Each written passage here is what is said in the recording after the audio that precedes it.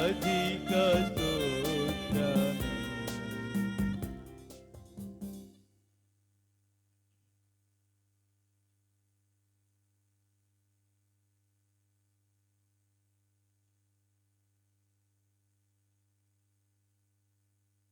నూట 13వ పాట పాడదాం.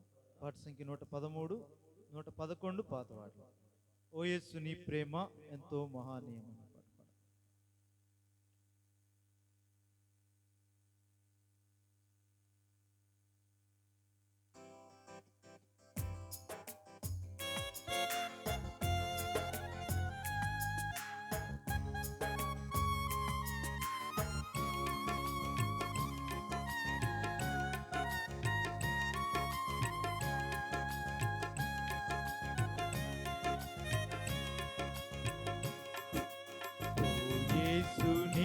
ప్రేమా ఎంతో మహనీయము, ఆకాశ తార పర్వత సముద్ర కన్న గోపాది. ఓ యేసుని ప్రేమా ఆగమ్య ఆనందమే, హృదయము నిన్నేను ప్రభుని కార్యములు గంభీరమైనవి. ఆగమ్య ఆనందమే, హృదయము నిన్నేను ప్రభుని కార్యములు గంభీరమైనవి. రాతి ఉదయ సాయంత్రములు స్తుతికి యోగ్యములు. రాతి ఉదయ సాయంత్రములు స్తుతికి యోగ్యములు. స్తుతికి యోగ్యములు. ఓ యేసుని ప్రేమా ఎంతో మహనీయము, ఆకాశ తార పర్వత సముద్ర కన్న గోపాది. ఓ యేసుని ప్రేమా సంకట సమయములో సాగాలే పుణ్యము, దయ చూపు నా మీద అని నేను మొర్రపెట్టగా.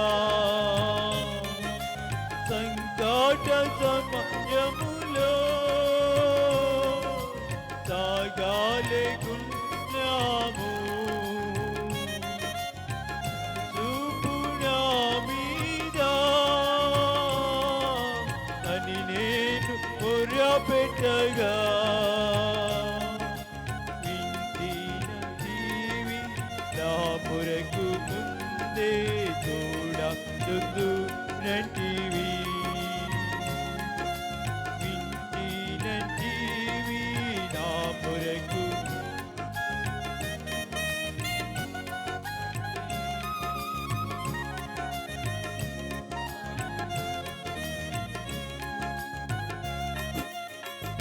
యేసు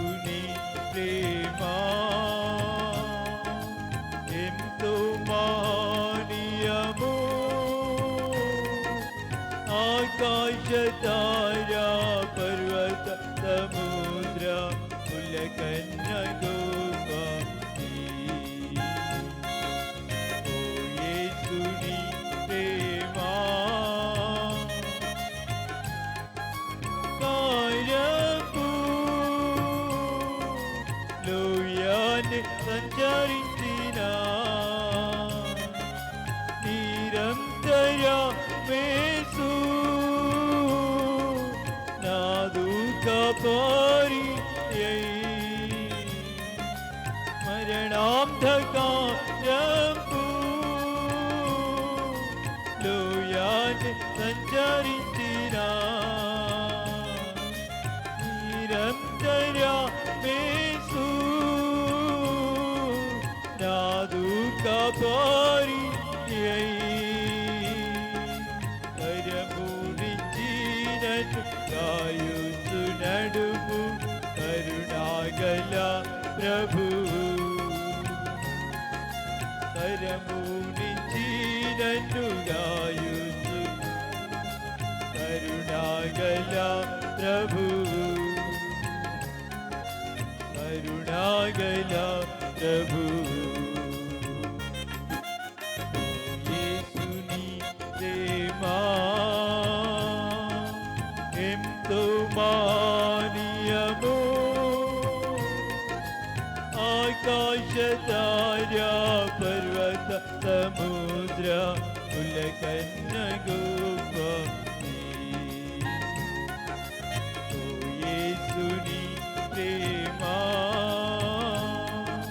కొదువాలని భయపడను నేనెప్పుడు బయలులో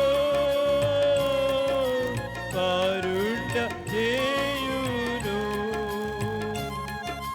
కొదువాలని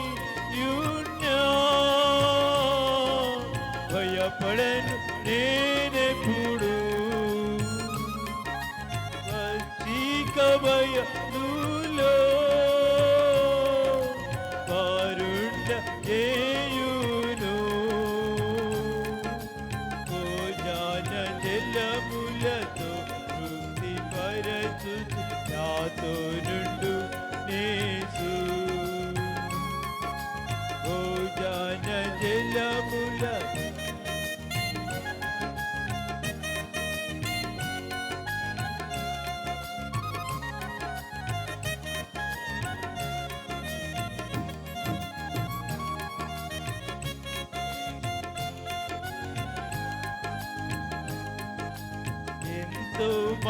మహనీయము ఆకాశ తారా పర్వత సముద్ర పులకన్నగు కాది ఓ యేసుని ప్రేమ దేవుని గృహములో సదా స్తుతించెదను సంపూర్ణ హృదయముతో భజించెదను గృహములో సదా స్తుతించెదను సంపూర్ణ హృదయముతో సదా భజించెదను స్తుతి ప్రశంసకు యోగ్యుడేసు హల్లెలూయా ఆమేన్ స్తుతి ప్రశంసకు యోగ్యుడు హల్లెలూయా ఆమేన్ హల్లెలూయా ఆమేన్ ఓ యేసుని ప్రేమ ఎంతో మానీయము ఆకాశ తారా పర్వత సముద్ర పులకన్నగు కాది ఓ యేసుని ప్రేమ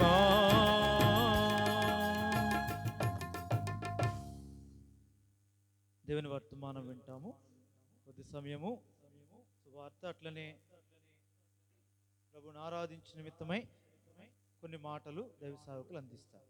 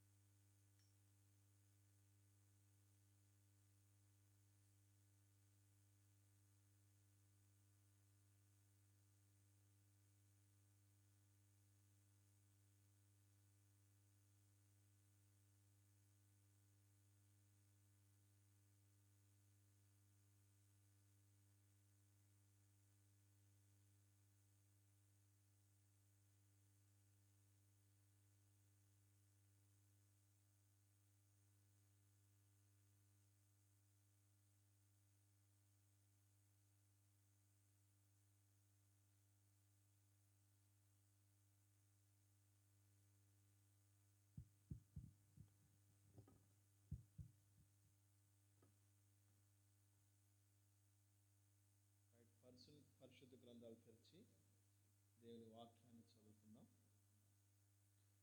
మత్తయి సువార్త మొదటి అధ్యాయము 21వ వచనము అందరం కలిసి చదువుకుందాం. మత్తయి సువార్త మొదటి అధ్యాయము 21వ వచనము అందరం కలిసి చదువుకుందాం. ఆమె యొక్క కుమారుని కనును తన ప్రజలను వారి పాపముల నుండి ఆయనే రక్షించును గనుక ఆయనకు యేసు అను పేరు పెట్టుదురనెను. ప్రార్థన చేసుకుందాం.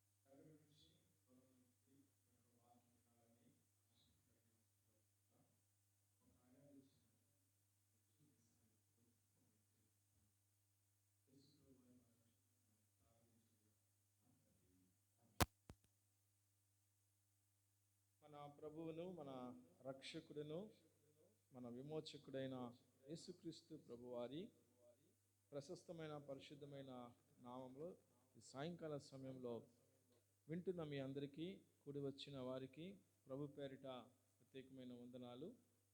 ఈ దినము ప్రభు దినము. ఈ దినములో రక్షించబడినటువంటి వారమైన అందరూ కూడా ప్రభు సన్నిధిలో కూడుకొని ప్రభు మన కొరకు చేసిన గొప్ప కార్యములు, మన కొరకు చేసిన అద్భుతమైన ఆశ్చర్యమైన కార్యములు తలపోసుకుంటూ ప్రభుని ఆరాధించి గణపరిచి కొనియాడి కీర్తించి గొప్ప చేసే ఒక మంచి దినాన్ని ప్రభు మనకు అనుగ్రహిస్తూ వచ్చాడు. ఈ దినము పునరుద్ధాన దినము. ప్రభు అయిన యేసుక్రీస్తు వారు తిరిగి లేపబడినటువంటి దినము. ఆయన పునరుద్ధాన శక్తితో ఆయన జీవ మరణంలో మనము పునరుద్ధానం జ్ఞాపకం చేసుకోవాలి. ఈ లోకంలో మనము జీవిస్తూ ఉండగా అనేకమైనటువంటి వాటి మీద మనము మనస్సు ఉంచుతూ వచ్చాం. మత్తయి సువార్త మొదటి అధ్యాయము 21.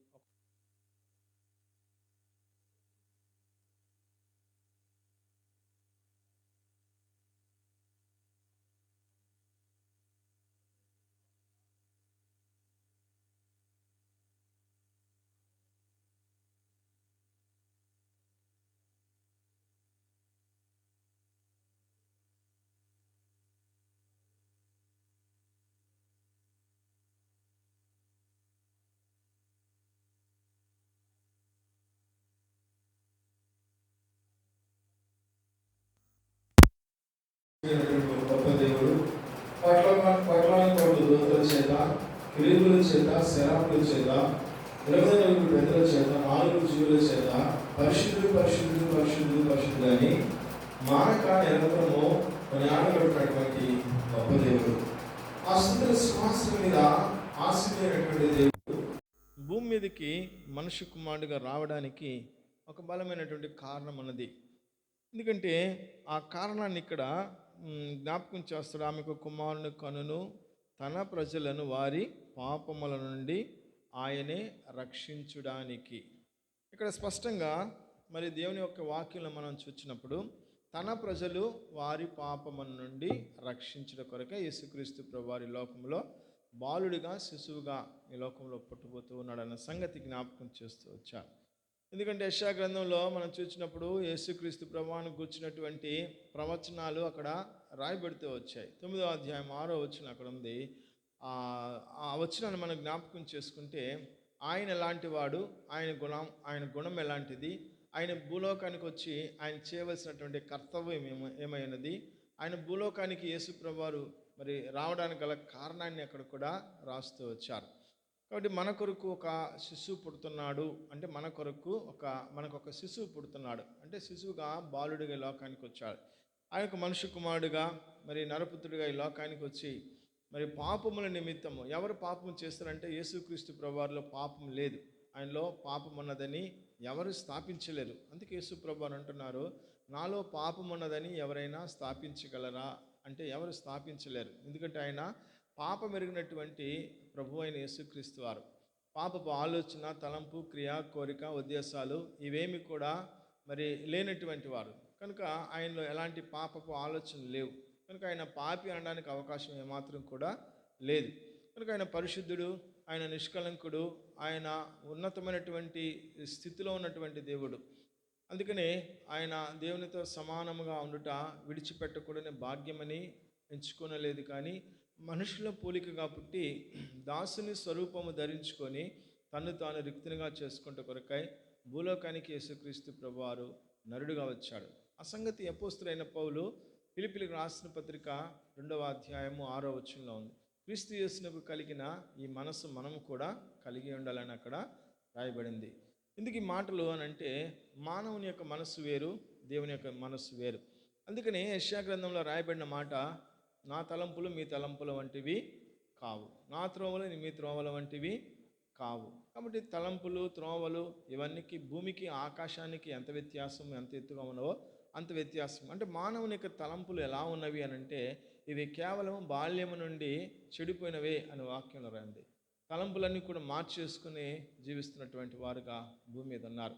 ఈ రోజున లోకంలో పాపము విస్తరిస్తూ ఉంది. లోకంలో పాపము బహుగా విస్తరించింది. పాపం అంటే ఏంటి అని అంటే పెద్ద పెద్ద పాపాలు చేస్తూ పాపము అని చెప్పబడేవానికంటే చిన్న పాపము, సింపుల్గా మనం చేసే పాపము, రోజుకు కనీసము ఆ పాపము లేకుండా మానవుడు జీవించలేకపోతున్నాడు. ఆ పాపమే అబద్ధము. అబద్ధమనే పాపము లేకుండా మానవుడు తన నోటి నుండి అబద్ధము మాట్లాడకుండా జీవించలేకపోతున్నాడు. ఈ అబద్ధమాడే పాపము మానవుణ్ణి దేవుని యొక్క రాజ్యానికి చేర్చేది కాదు. ఈ అబద్ధమైనటువంటి పాపము మరణానికి దారితీస్తుంది. మరణం అంటే ఏంటి అని అంటే అగ్నిగంధకాలతో మండే గుండంలో పడిపోవడమే మరణము. ఈ శరీరంతో జీవించే ఈ జీవితము కొంతకాలము, తర్వాత శరీరము మరణిస్తుంది. తర్వాత మనలో ఉన్నటువంటి జీవము, ఆత్మ ఎల్లప్పుడూ కూడా జీవించేదే. అది దేవుని యొక్క రాజ్యంలో శాశ్వతంగా సుస్థిర స్థానం కలిగినట్టు కొరకై మానవుడు వాటన్నిటిని కోల్పోతూ వచ్చాడు. మానవుడు ఎక్కడ చూచినా అబద్ధములు ఆడడము, మోసము చేయడము, మోహపు చూపుతో చూడడము, ఇక అనేక రకాలైనటువంటి పాపాలు మనం భూమి మీద మానవుడు చేస్తూ ఉన్నాడు. ఒక భార్య ఒక భర్తని మోసం చేయొచ్చు, భర్త భార్యను మోసం చేయొచ్చు, పిల్లలు తల్లిదండ్రులు మోసం చేయొచ్చు, తల్లిదండ్రులు పిల్లలను మోసం చేయొచ్చు, తల్లిదండ్రుల మధ్య అబద్ధాలు, కుటుంబాల్లో అబద్ధాలు, మోసాలు ఇవన్నీ జరుగుతూ ఉన్నాయి. ఇవన్నీ మనం పట్టించుకోవట్లేదు. ఇవన్నీ పాపాలే. నేనే పాపం చేయలేదండి అని అంటే ఒక అబద్ధం ఆడినా పాపమే. పరిశుద్ధ గ్రంథంలో మనం చూసినప్పుడు అననీయ సప్పీరా అనేటువంటి భార్యాభర్తలు ఇద్దరు ఉన్నారు. వారి పొలమును అమ్మి అపోస్తుల పాదముల చెంత పెట్టినప్పుడు వారు ప్రశ్నించారు, ఇంతకే అమ్మారా అంటే ఇంతకే అమ్మామని ఏక మనసుతో వారిద్దరు కూడా అక్కడ అబద్ధం ఆడినట్లు మనం చూస్తున్నాం. అక్కడ ఏమైంది? అబద్ధం ఆడటం వల్ల వారు మరణించినట్లు మనం చూస్తాం. వారు మరణించక మునుపు వారితో మరి అపోస్తులైనటువంటి వారు మరి దేవుని యొక్క శిష్యులు చెప్పిన మాట, ఎందుకు పరిశుద్ధాత్మను మీరు మోసం చేశారు? చూసారు ఎంత అబద్ధం ఆడడం వల్ల ఎంత భయంకరమైన పాపం అది. ఈరోజు సింపుల్గా అంటే ఎగ్జాంపుల్ ఉదాహరణ మనం తీసుకుంటే, భర్త జోబులో భార్య డబ్బులు తీసిన తర్వాత నాకేం తెలుసు అని అంటది. అంటే తీసుకున్న తర్వాత కూడా తీసుకున్నానండి, ఖర్చు పెట్టానంటే ఆయన ఏమండు కాదా? ఏమండు. కానీ మనమేమంటాం, నేను ఎక్కడ తీసుకున్నాను, మీరు ఎక్కడ పెట్టి మర్చిపోయారో అంటే అక్కడ అబద్ధం ఆడినట్లే కదా. అది ఎంత పెద్ద భయంకరమైనటువంటి పాపమో దాన్ని మనం సింపుల్గా తీసుకుంటాం. దాన్నే పరిగణలోకి తీసుకుంటే అది చాలా పెద్ద పాపముగా ఉంటుంది. బట్ ఇలాగా ఒక చిన్న ఎగ్జాంపుల్, ఒక పాపం అంటే ఏంటి, ఒక అబద్ధము ఒక పాపమని చిన్న ఎగ్జాంపుల్ జ్ఞాపకం చేశాను. అలాగే భూమి మీద మానవుడు జీవించినంత కాలము కూడా పుట్టినది మొదలుకొని అతను మరణించేంత వరకు కూడా ఎన్ని పాపాలు చేస్తూ ఉన్నాడు. అన్ని పాపాలు గురించి దేవుడు ఒక లెక్క రాసుకున్నప్పుడు చాలా పాపాల గురించి మనము ఆయనకి లెక్క చెప్పవలసినటువంటి వారంగా ఉన్నాం. ఇవన్నీ పాపమే అంటే వారికి ఏం లేదు, ఒక వ్యక్తికి రక్షణ లేదు. రక్షణ అంటే ఏంటి? సురక్షితంగా ఉండే స్థలము అతనికి లేదు. ఆహ్లాదకరమైనటువంటి స్థలంలో అతను నివసించలేకపోతున్నాడు. భూమి మీద ఎక్కడ చూసినా ఏముందంట? పాపము. ప్రేమ చల్లారిపోవడం కూడా పాపమే. ప్రేమ చల్లారిపోవడం కూడా పాపమే. భూమి మీద ఎక్కడ చూసినా పాపము. కాబట్టి లోకంలో ఉన్నదంతయు అది ఎలా ఉందంట? శరీరాశ, నేత్రాశ, జీవపు డంబం, ఇవన్నీ పాపాలే. మన నోటితో మాట్లాడే డాంబికాలు కూడా ఎలా ఉన్నాయంట? పాపంతో కూడినటువంటివి. అందుకని యోబుని గురించి దేవుడు సాక్ష్యం ఇచ్చి ఏమంటాడంటే, నోటి మాట వలనైనా యోబు పాపం చేయలేదు. అంటే నోటి మాట వలన కూడా ఏముందంట? పాపం. క్రియల రూపంలో చేసిన పాపమే కాదు, నోటి మాట వలన కూడా మానవుడు ఏం చేస్తున్నాడు? పాపం చేస్తూనే ఉన్నాడు. ఎంత భయంకరమైన పాపాలు! మనము సూక్ష్మంగా దాన్ని ఏం చేస్తాము? తీసివేస్తాము, కొట్టిపడేస్తాము. ఎగ్జాంపుల్, పక్కవారు వచ్చి ఏదైనా మనకు హెల్ప్ అడిగితే మన ఇంట్లో ఉండి కూడా లేవు అంటే అది కూడా ఏమంట? పాపమే కదా. పక్కవారు లేని వారు వచ్చి అడిగారు, లేవండి అని అంటాము, పాపమే కదా అది కూడా. మన ఇంట్లో పెట్టి మన ఇంట్లో ఉంచుకొని కూడా లేవని చెప్పడము అది అబద్ధమే, పాపమే.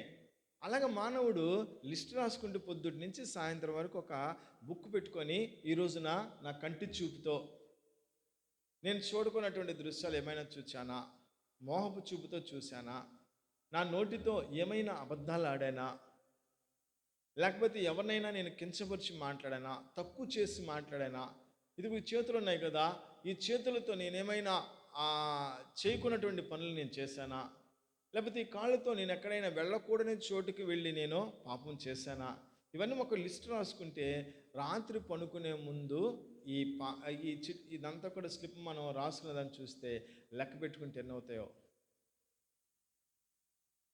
అంటే ఒక రోజుకి మానవుడు ఎన్ని పాపాలు చేస్తున్నాడు?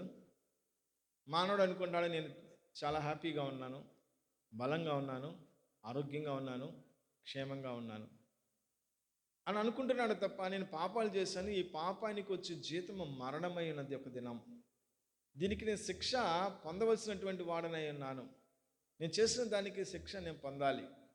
మనం మానవులుగా మనం ఏం చేస్తామంటే, పట్టుబడితేనే శిక్ష, పట్టుబడకపోతే శిక్ష ఉండదు అని మనం అనుకుంటాం. ఎవరైనా ఒక వ్యక్తి పాపం చేస్తున్నప్పుడు ఎదుటి వాడు చూస్తే ఆ వ్యక్తిని పట్టుకుంటే ఆ వ్యక్తిని ఏం చేయాలి? శిక్షించాలి. శిక్షించడం అంటే కొట్టడమో తిట్టడమో ఏదో చేయాలి, లేదంటే పోలీస్ స్టేషన్ తీసుకెళ్ళి అప్పు చెప్పాలి, లేకపోతే కోర్టులో వారికి జడ్జిమెంట్ ఇచ్చి ఇంతకాలం నువ్వు శిక్ష అనుభవించాలని చెప్పడం. అదే శిక్షని మనం అనుకుంటున్నాం తప్ప, అంతరంగంలో మనం చేసిన ప్రతి క్రియ కొరకు, అంతరంగంలో మనం చేసిన ప్రతి ఆలోచన కొరకు భూమి మీద మానవుడు ఎన్ని తప్పిదాలు చేస్తున్నాడో ఈ తప్పిదాలన్నీ కూడా రికార్డ్ అవుతూ ఉన్నాయి. ఇవన్నీ కూడా దేవుడు లెక్క రాసుకుంటూ ఉన్నాడు. ఆయన సింహాసనం మీద మనం ప్రత్యక్షపరచబడినప్పుడు, మన గ్రంథములు విప్పబడినప్పుడు, ఆ గ్రంథంలో రాయబడినటువంటి ప్రతి తప్పుకు మనము సమాధానము చెప్పవలసిన వారమైనాం. మానవుడు ఈ రోజున మరి ఎన్ని పాపాలు చేస్తున్నాడు, ఎన్ని దుర్మార్గమైనటువంటి క్రియలు చేస్తున్నాడు, ఇతరులది కూడా ఆశిస్తున్నాడు. అందుకని ఇశ్రాయేలు ప్రజలు ఐగుప్తు దేశంలో బానిసత్వమును ముగించుకొని దేవుని పిలుపుని బట్టి ఆ దేశము నుండి దేవుడు మోషే ద్వారా ఇశ్రాయేలు ప్రజలను బయటికి రప్పించిన తర్వాత, ఆ నిర్గమకాండం 20వ అధ్యాయంలో దేవుడు అక్కడ 10 ఆజ్ఞలు ఇచ్చినట్లు మనం చూస్తున్నాం. 10 ఆజ్ఞలు. ఆ 10 ఆజ్ఞలలో గొప్ప ఆజ్ఞ మనం అక్కడ చూడగలుగుతాం. మొట్టమొదటి ఆజ్ఞ ఏమన్నది అని అంటే, నీ దేవుడైన యెహోవాను నేను తప్ప వేరొక దేవుడు నీకు ఉండకూడదు. పైన ఆకాశం అందే కానీ, కింద భూమి అందే కానీ, భూమి కింద నేల అందే కానీ ఏ రూపము నీవు చేసుకొనకూడదు, వాటికి సాగిలపడకూడదు, వాటిని పూజింపకూడదని మొట్టమొదటి ఆజ్ఞ దేవుడు ఇశ్రాయేలు ప్రజలు ఐగుప్తు దేశంలో నుండి తిరిగి వచ్చిన తర్వాత వారికి ఇస్తూ వచ్చాడు. ఎందుకంటే నీ దేవుడైన యెహోవాను నేనే, సర్వశక్తి కలిగినటువంటి దేవుడను అని అంటాడు, రోషము కలిగినటువంటి దేవుడను అని అంటాడు. అనుకున్నటువంటి గొప్పతనం ఏంటంటే, భూమిని లోకాన్ని సమస్తాన్ని సృజించాడు. కలుగును గాక అంటే సమస్తము కలిగాయి. ఆయన నోటి మాటతో సమస్తము కలిగాయి. ఈరోజు మానవుడు నాలుకతో రుచి చూడడానికి ఒక రుచినే ఇచ్చాడు ఆ దేవుడు. ఎన్ని రుచులు ఇచ్చాడంట? 6 రుచులు ఇస్తూ వచ్చాడు. ఒకే రుచితో మనం ఈ నాలుకతో ఒకే రుచితో తినాలంటే తినలేము. కనుక అన్ని రకాలైనటువంటి రుచులు మానవునికి దేవుడు అనుగ్రహించాడు. మానవుని కొరకై భూమి మీద ఎన్ని వనరులు సిద్ధపరుస్తూ వచ్చాడు. మానవుని కొరకై దేవుని యొక్క ఏర్పాటు ఎంతో గొప్పది. ఆ ఏర్పాటులో మానవుడు మరి దేవుని మాట విని దేవునికి లోబడి జీవించవలసినటువంటి వాడు. కనుకనే దేవునితో సహవాసము ఆ దినముల్లోనే దేవుడు ఆ ప్రజలను, అంటే ఆది పితరులైనటువంటి ఆదాము అవ్వలతో సహవాసం వారు కోల్పోతూ వచ్చారు. దేవునితో సహవాసం వారు కోల్పోయారు. తినవద్దని చెప్పినటువంటి ఆ పండును తిని, ఆ పండులో ఏం లేదు, కానీ అక్కడ ఆ అపవాది యొక్క మాట వినటం వలన ఏం చెప్పడిందంట? పాపం ఆ రోజు ప్రారంభమైంది. ఎప్పుడైతే ఏదైనా వలము నుండి వారు వెలివేయబడుతూ వచ్చారో ఆ దినము నుండి దేవుని సహవాసము పూర్తిగా వారు కోల్పోతూ వచ్చారు. ఆయన ప్రేమ కలిగినటువంటి దేవుడు ఏం చేశాడని మరలా వారికి చర్మపు చొక్కాలు కుట్టించడానికి దేవుడు ఇష్టపడుతూ వచ్చాడు. వారు సిగ్గు తెలుసుకున్న తర్వాత వారికి ఆ చర్మపు చొక్కాలు కుట్టించినట్టు మనం చూస్తున్నాం. ఆనాటి నుండి పాపము విస్తరిస్తూనే ఉంది. ఆనాటి నుండి పాపము విస్తరిస్తూనే ఉన్నది. పాపము చల్లారిపోలేదు. పాపం ఇంకా ఎలా ఉందంటే ప్రబలుతూనే ఉన్నది. ఎక్కడ చూచినా పగలు, ప్రతీకారాలు, ఎక్కడ చూచినా ఈ భయంకరమైనటువంటి పరిస్థితులు ఉన్నాయంటే దేవుని యొక్క ప్రేమను ఎరిగిన వారుగా ఉన్న వారికి నెమ్మది, సమాధానం ఉంటుంది. వాటిని కోల్పోయారు మానవుడు. తమకిష్టమైన త్రోవలో వారు వెళ్ళిపోయారు. యెషయా గ్రంథం 53వ అధ్యాయం 6వ వచనంలో మనం చూసినప్పుడు గొర్రెల వలె త్రోవ తప్పిపోయారు, వారికి ఇష్టమైన మార్గంలో వారు తొలగిపోయారని అక్కడ దేవుడు రాయిస్తూ వచ్చాడు. అంటే మానవుడికి తనకిష్టమైన మార్గం ఏదైతే ఉన్నా తొలగిపోతూ వచ్చాడు. కానీ దేవుని యొక్క ఇష్టాలు నెరవేర్చేవాడుగా మానవుడు కోల్పోయాడు. దేవుని యొక్క ఇష్టం ఏంటి? ఆయన ఇష్టాన్ని నేను నెరవేర్చేలాగా ఉండాలని ఎవరు భూమి మీద ఎవరు అలా జీవించడానికి ఇష్టపడరు.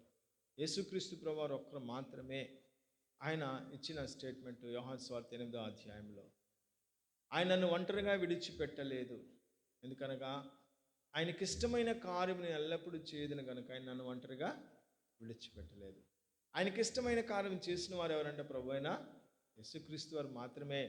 ఆయన మాత్రమే చేయగలుగుతూ వచ్చాడు. దేవుని యొక్క చిత్తాన్ని ఏమైనదో ఆయన గ్రహించగలుగుతూ వచ్చాడు. మానవుడు ఈ రోజున పుట్టిన ప్రతి ఒక్క మానవుడు కూడా, నేను పుట్టాను, భూమి మీద జీవిస్తున్నాను, భూమి మీద మానవులు మరణిస్తున్నారు, మరణించిన తర్వాత ఎక్కడికి వెళ్తారు వీళ్ళందరూ కూడా? ఏ స్థలంలో వారు నివసిస్తారు, ఎక్కడ నివసిస్తారు అన్నది పరిశుద్ధ గ్రంథము సెలవిస్తున్నది. పాపం చేసి ప్రతి వాడు ఎక్కడుంటాడంట? పాపానికి దాసుడు కనుక పాపం చేయి ప్రతివాడు పరిశుద్ధుడైన యేసుక్రీస్తు ప్రభువారితో కూడా ఉండే అవకాశమే మాత్రం లేదు. కనుక పరిశుద్ధుడిగానే జీవించాలి. ప్రభువైన యేసుక్రీస్తు వారు చెప్తాను, నేను పరిశుద్ధుడైనాను కనుక మీరు కూడా పరిశుద్ధులై ఉండాలి.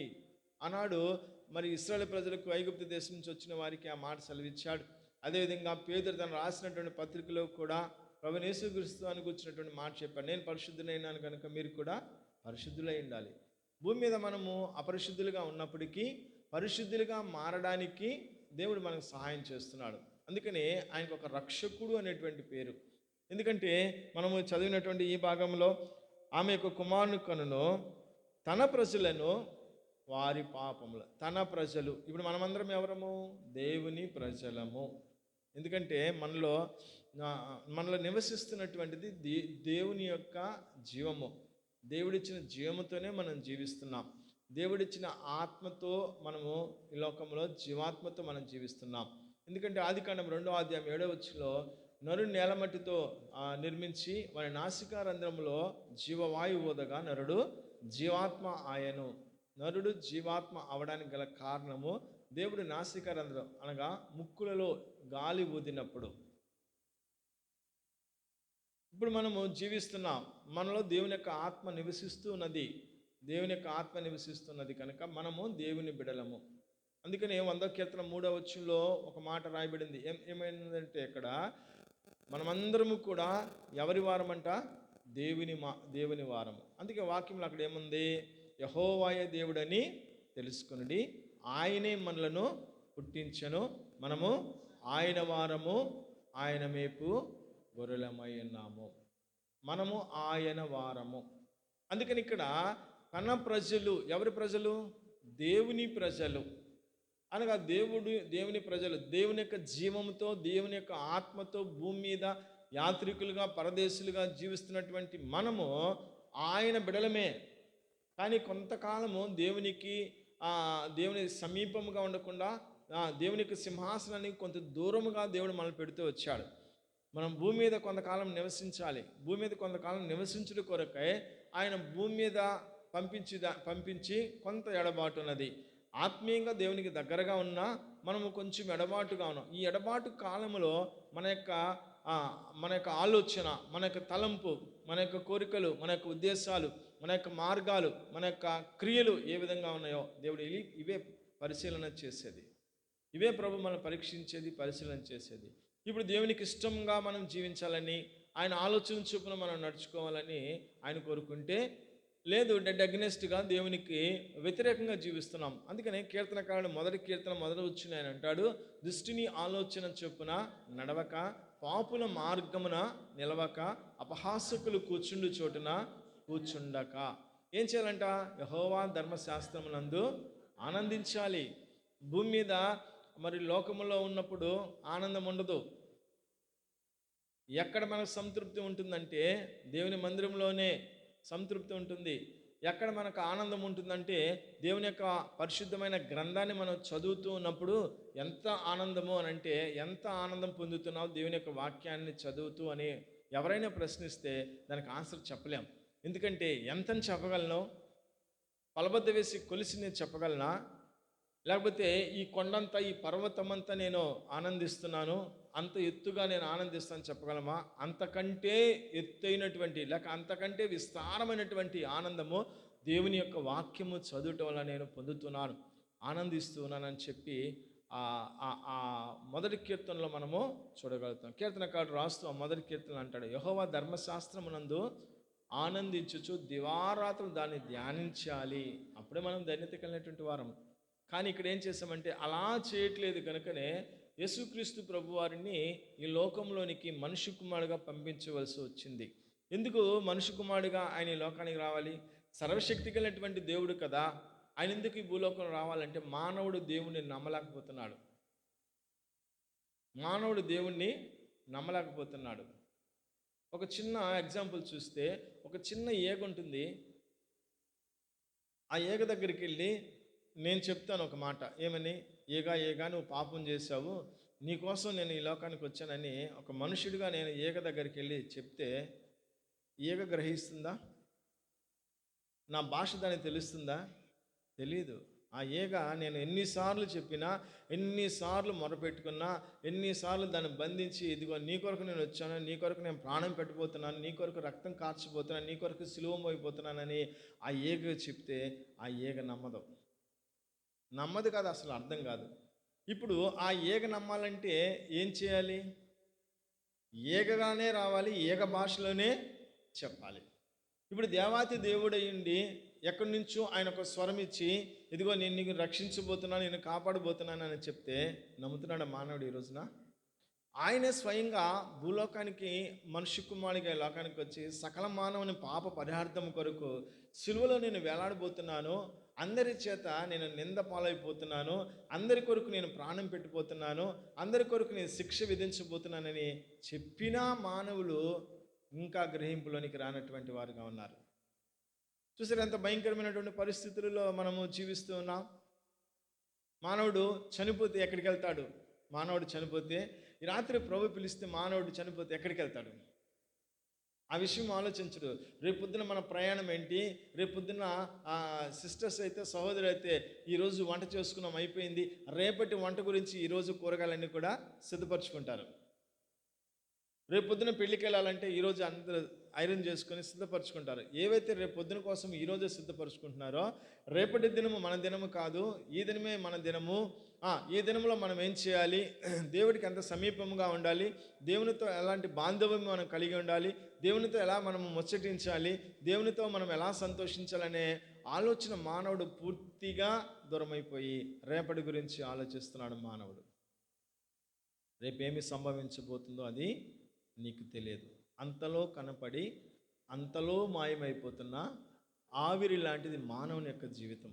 బలాఢ్యులైనా, బలము కలిగిన వారైనా, ఆరోగ్యవంతులైనా, ధనికులైనా, అందచందాలు కలిగిన వారైనా, అధికారము కలిగిన వారైనా, ఎవరైనప్పటికీ మానవుడు ఈ లోకయాత్ర ముగించే దినం అంటూ ఒకటి ఉన్నది. ఒక వ్యక్తి ఎలాగైతే జన్మదినం గుర్తుపెట్టుకుంటాడో, జన్మదినాన్ని ఎంత ఆర్భాటంగా చేసుకుంటాడో, మరణ దినం అంటూ ఒకటి ఉన్నది. ఆ మరణ దినం అయిన తర్వాత దేవుని దూతల చేత కొనుక్కోబడే ఒక దినం ఉన్నది. ఎక్కడికి వెళ్తున్నాం?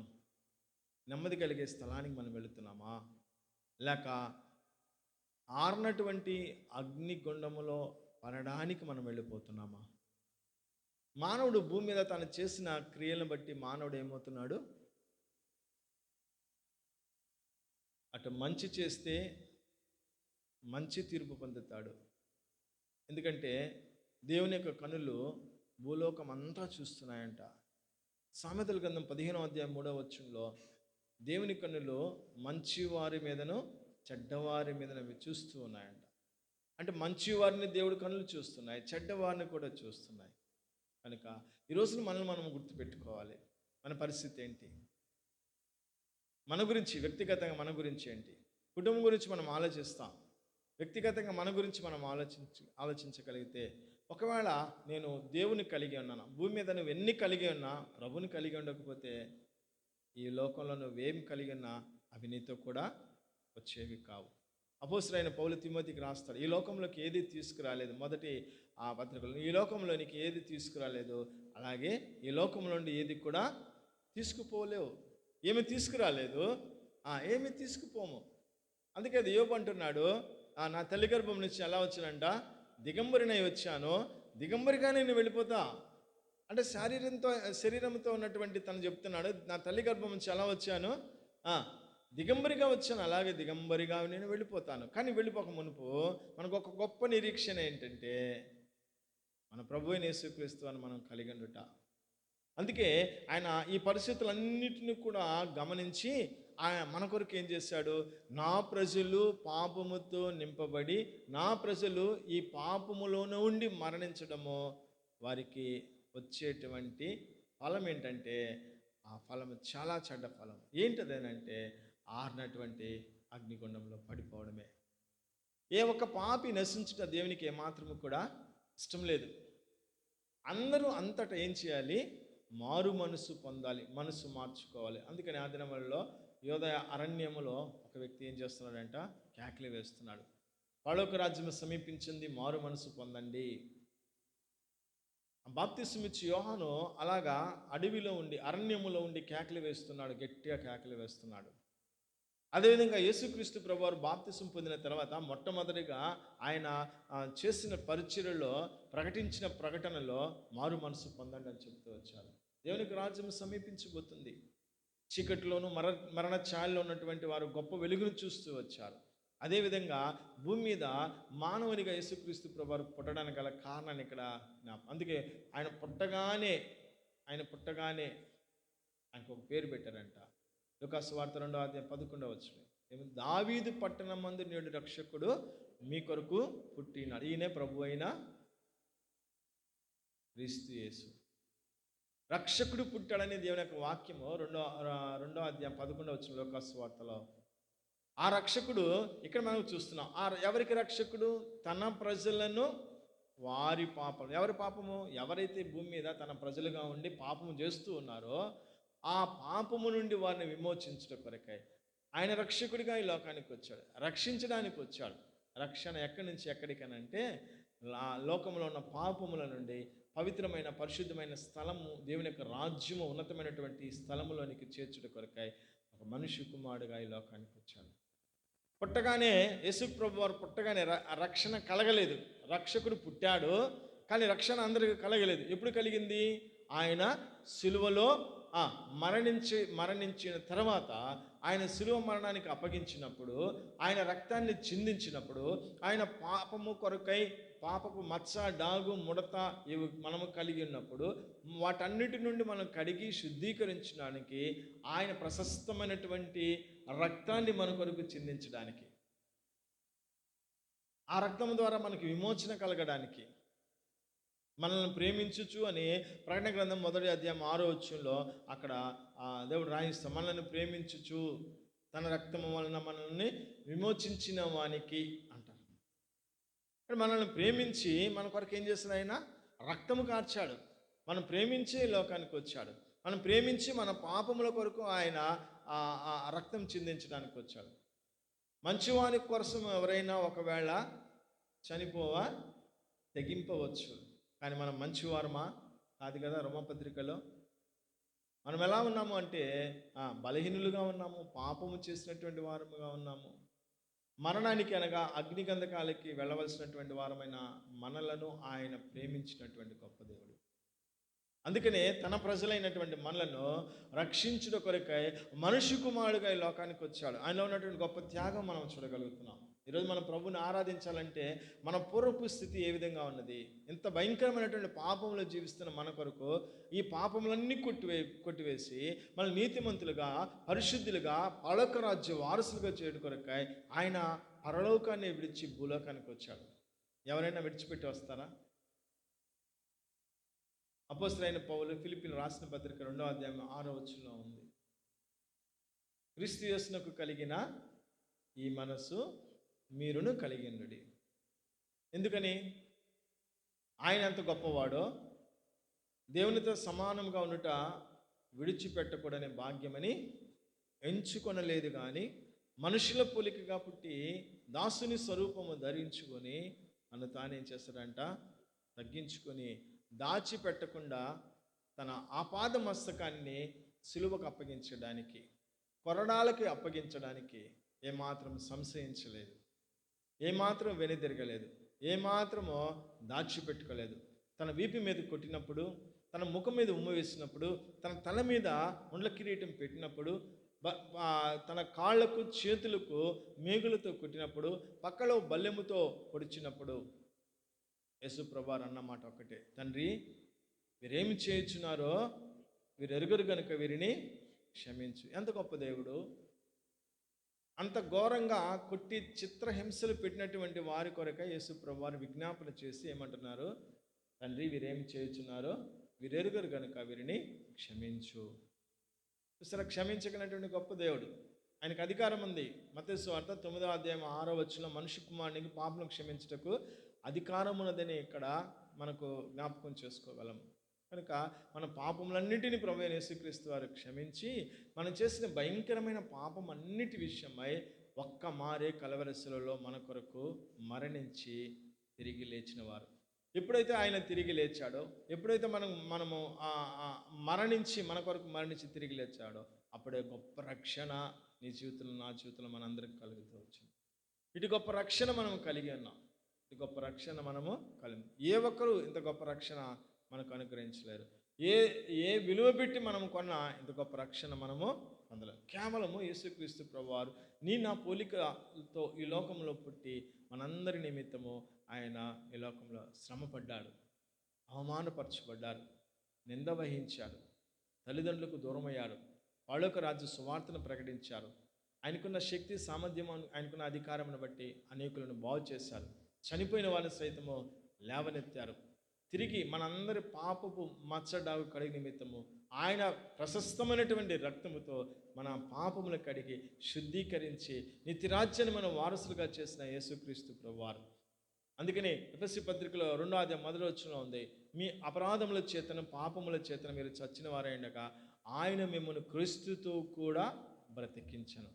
ఇది కేవలము దేవునికి ఉచితమైనటువంటి కృప తప్ప ఇది మన వలన కలిగినటువంటిది కాదు. ఈ సంగతులు మనం జ్ఞాపకం చేసుకొని లోకంలో పాపంలో ఉన్నటువంటి మనలను ఆయనే ఈ లోకానికి వచ్చి మనందరి కొరకు ప్రాణం పెట్టి మన నూతనపరిచి పరలోక రాజ్యానికి వారసులుగా చేస్తూ వచ్చాడు. తండ్రి అయిన దేవునికి ఎంత గొప్ప ప్రేమ నీ ఎడల నా ఎడల ఆయన కలిగి ఉన్నాడు కనుక వాటిని బట్టి మనము ప్రభువుని ఆరాధించాలి. ఆయన బట్టి ప్రభుని మనము ఘనపరిచేవారుగా ఉండాలి. కాబట్టి ఈ సాయంకాల సమయంలో ప్రభు మనకు అనుగ్రహించిన ఈ గొప్ప రక్షణను నిర్లక్ష్యము చేయకుండా, ఈ గొప్ప రక్షణతో, నిత్యమైనటువంటి రక్షణతో ఆత్మ స్వరూపుడైనటువంటి ప్రభువుని మనము ఆరాధించగలగాలి. అందుకనే దేవుడు ఆత్మ కనుక ఆయన ఆరాధించువారు ఆత్మతో సత్యముతో ఆరాధించి ప్రభు యొక్క నామాన్ని మనము గొప్ప చేద్దాం. అట్టి కృప దేవుడు మనకు అనుగ్రహించును గాక. వాక్యాన్ని అనుసరించి ఒక నలుగురు ప్రభుని ఆరాధించండి. ఈ సమయం కేవలం ప్రభును మహిమపరిచే సమయము.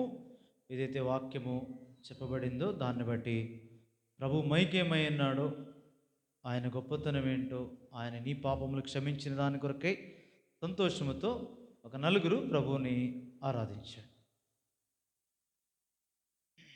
మైక్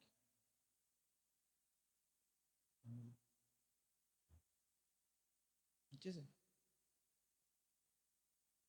మమ్మీకి ఇచ్చి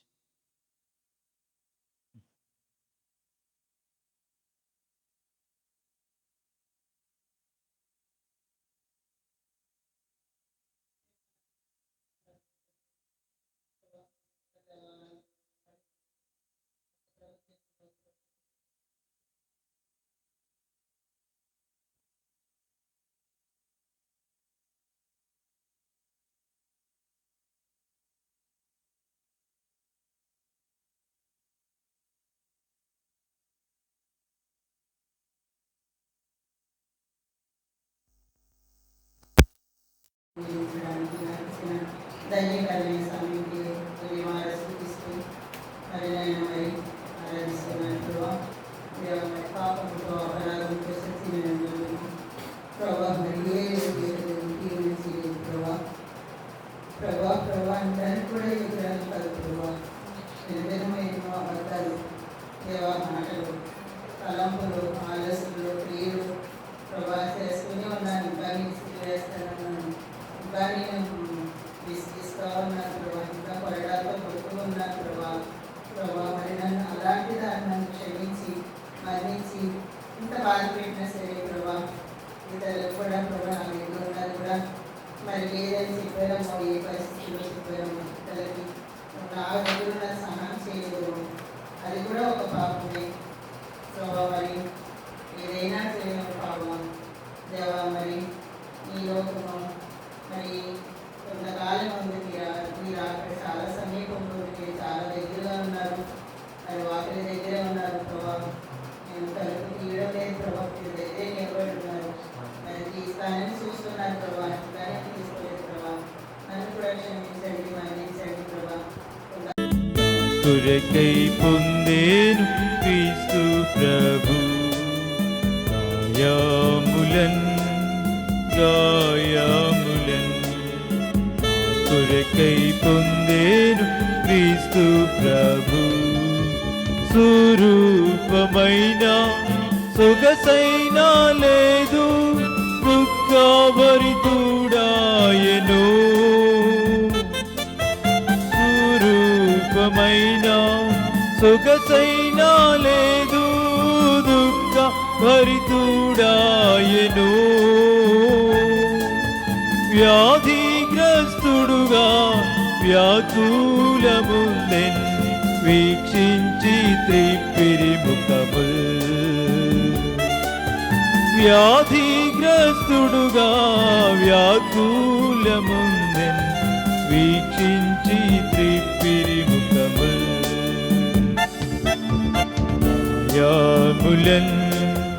గాయములన్ నా కొరకై పొందేను క్రీస్తు ప్రభు గాయములన్ నా కొరకై పొందేను క్రీస్తు ప్రభు మా రోగములను మా దుఃఖములను మనకై తానే భరించే మా రోగములను మా దుఃఖములను మనకై తానే భరించే మొత్తవాడెను బాధింపబడెను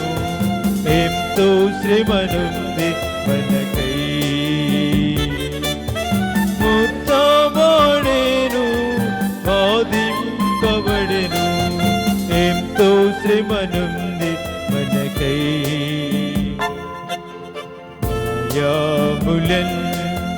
గాయములన్ కొరకై పొందేను క్రీస్తు ప్రభు. గాయములన్ కొరకై పొందేను క్రీస్తు ప్రభు. మా అతిక్రమ క్రియలను బట్టి మరినలుగా కొట్టబడెను. మా అతిక్రమ క్రియలను బట్టి మరినలుగా కొట్టబడెను. తాను పొందిన దెబ్బల ద్వారా స్వస్థత కలిగే మనకు. తాను పొందిన దెబ్బల ద్వారా స్వస్థత కలిగే మనకు. గాయములన్ కొరకై పొందేను క్రీస్తు ప్రభు. గాయములన్ కొరకై పొందేను క్రీస్తు ప్రభు. పాపం కపటం లేదు ప్రభునందు, మౌనము వహించే మనకై. పాపం కపటం లేదు ప్రభునందు, మౌనం వహించే మనకై. ప్రాణంబు మనకై ప్రియముగా నర్పించే ప్రభువే ఘోర సిలువపై. ప్రాణంబు మనకై ప్రియముగా నర్పించే ప్రభువే ఘోర సిలువపై. గాయములన్ కొరకై పొందేను.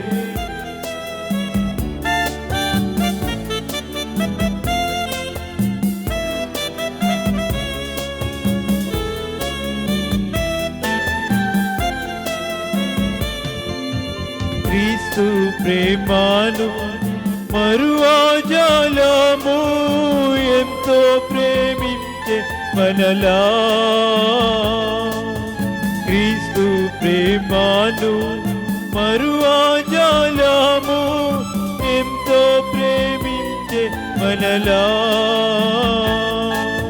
సిలువపై మేము గమనించమాకు విలువైన విడుదల కలిగే. సిలువపై మేము గమనించమాకు విలువైన విడుదల కలిగే.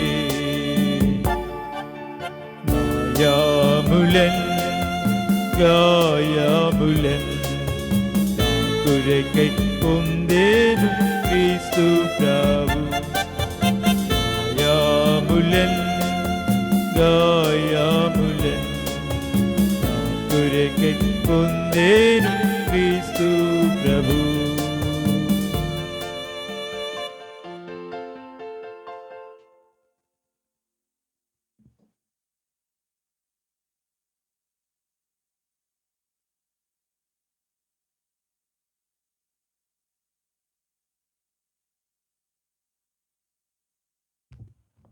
పరిశుద్ధమైన బలలో పాలు పొందేదానికి గాను లేఖనాలు చూచి దైవ క్రమాన్ని ఎరిగి ప్రభు యొక్క శరీరములో ప్రభు యొక్క రక్తములో పాలు పంచుకుందాం. రండి, కొరింథీయులకు రాసిన మొదటి పత్రిక 11వ అధ్యాయం. అపోస్తలుడైన పౌలు కొరింథీయులకు రాసిన మొదటి పత్రిక 11వ అధ్యాయము 23వ వచనం నుండి మార్చి చదువుదాం. నేను ఒక వచనం చదువుతాను, మీరు ఒక వచనం చదవండి. అపోస్తలుడైన పౌలు కొరింథీయులకు రాసిన మొదటి పత్రిక 11వ అధ్యాయము 23వ వచనం నుండి. నేను మీకు అప్పగించిన దానిని ప్రభువు వలన పొంది తిని, ప్రభువైన యేసు తను అప్పగింపబడిన రాత్రి ఒక రొట్టెనెత్తుకొని కృతజ్ఞతాస్తుతులు చెల్లించి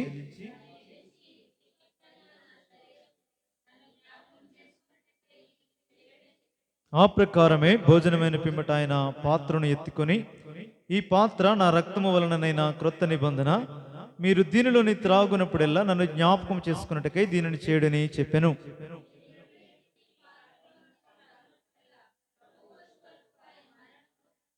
కాబట్టి ఎవడు అయోగ్యముగా ప్రభు యొక్క రొట్టెని తినునో, లేక ఆయన పాత్రలోనిది త్రాగునో, వాడు ప్రభు యొక్క శరీరమును గురించి రక్తమును గురించి అపరాధియగును.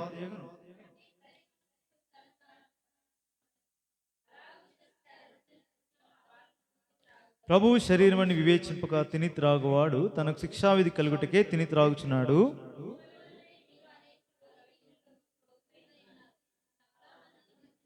అయితే మనలను మనమే విమర్శించుకుని ఎడలా తీర్పు పొందకపోదుము.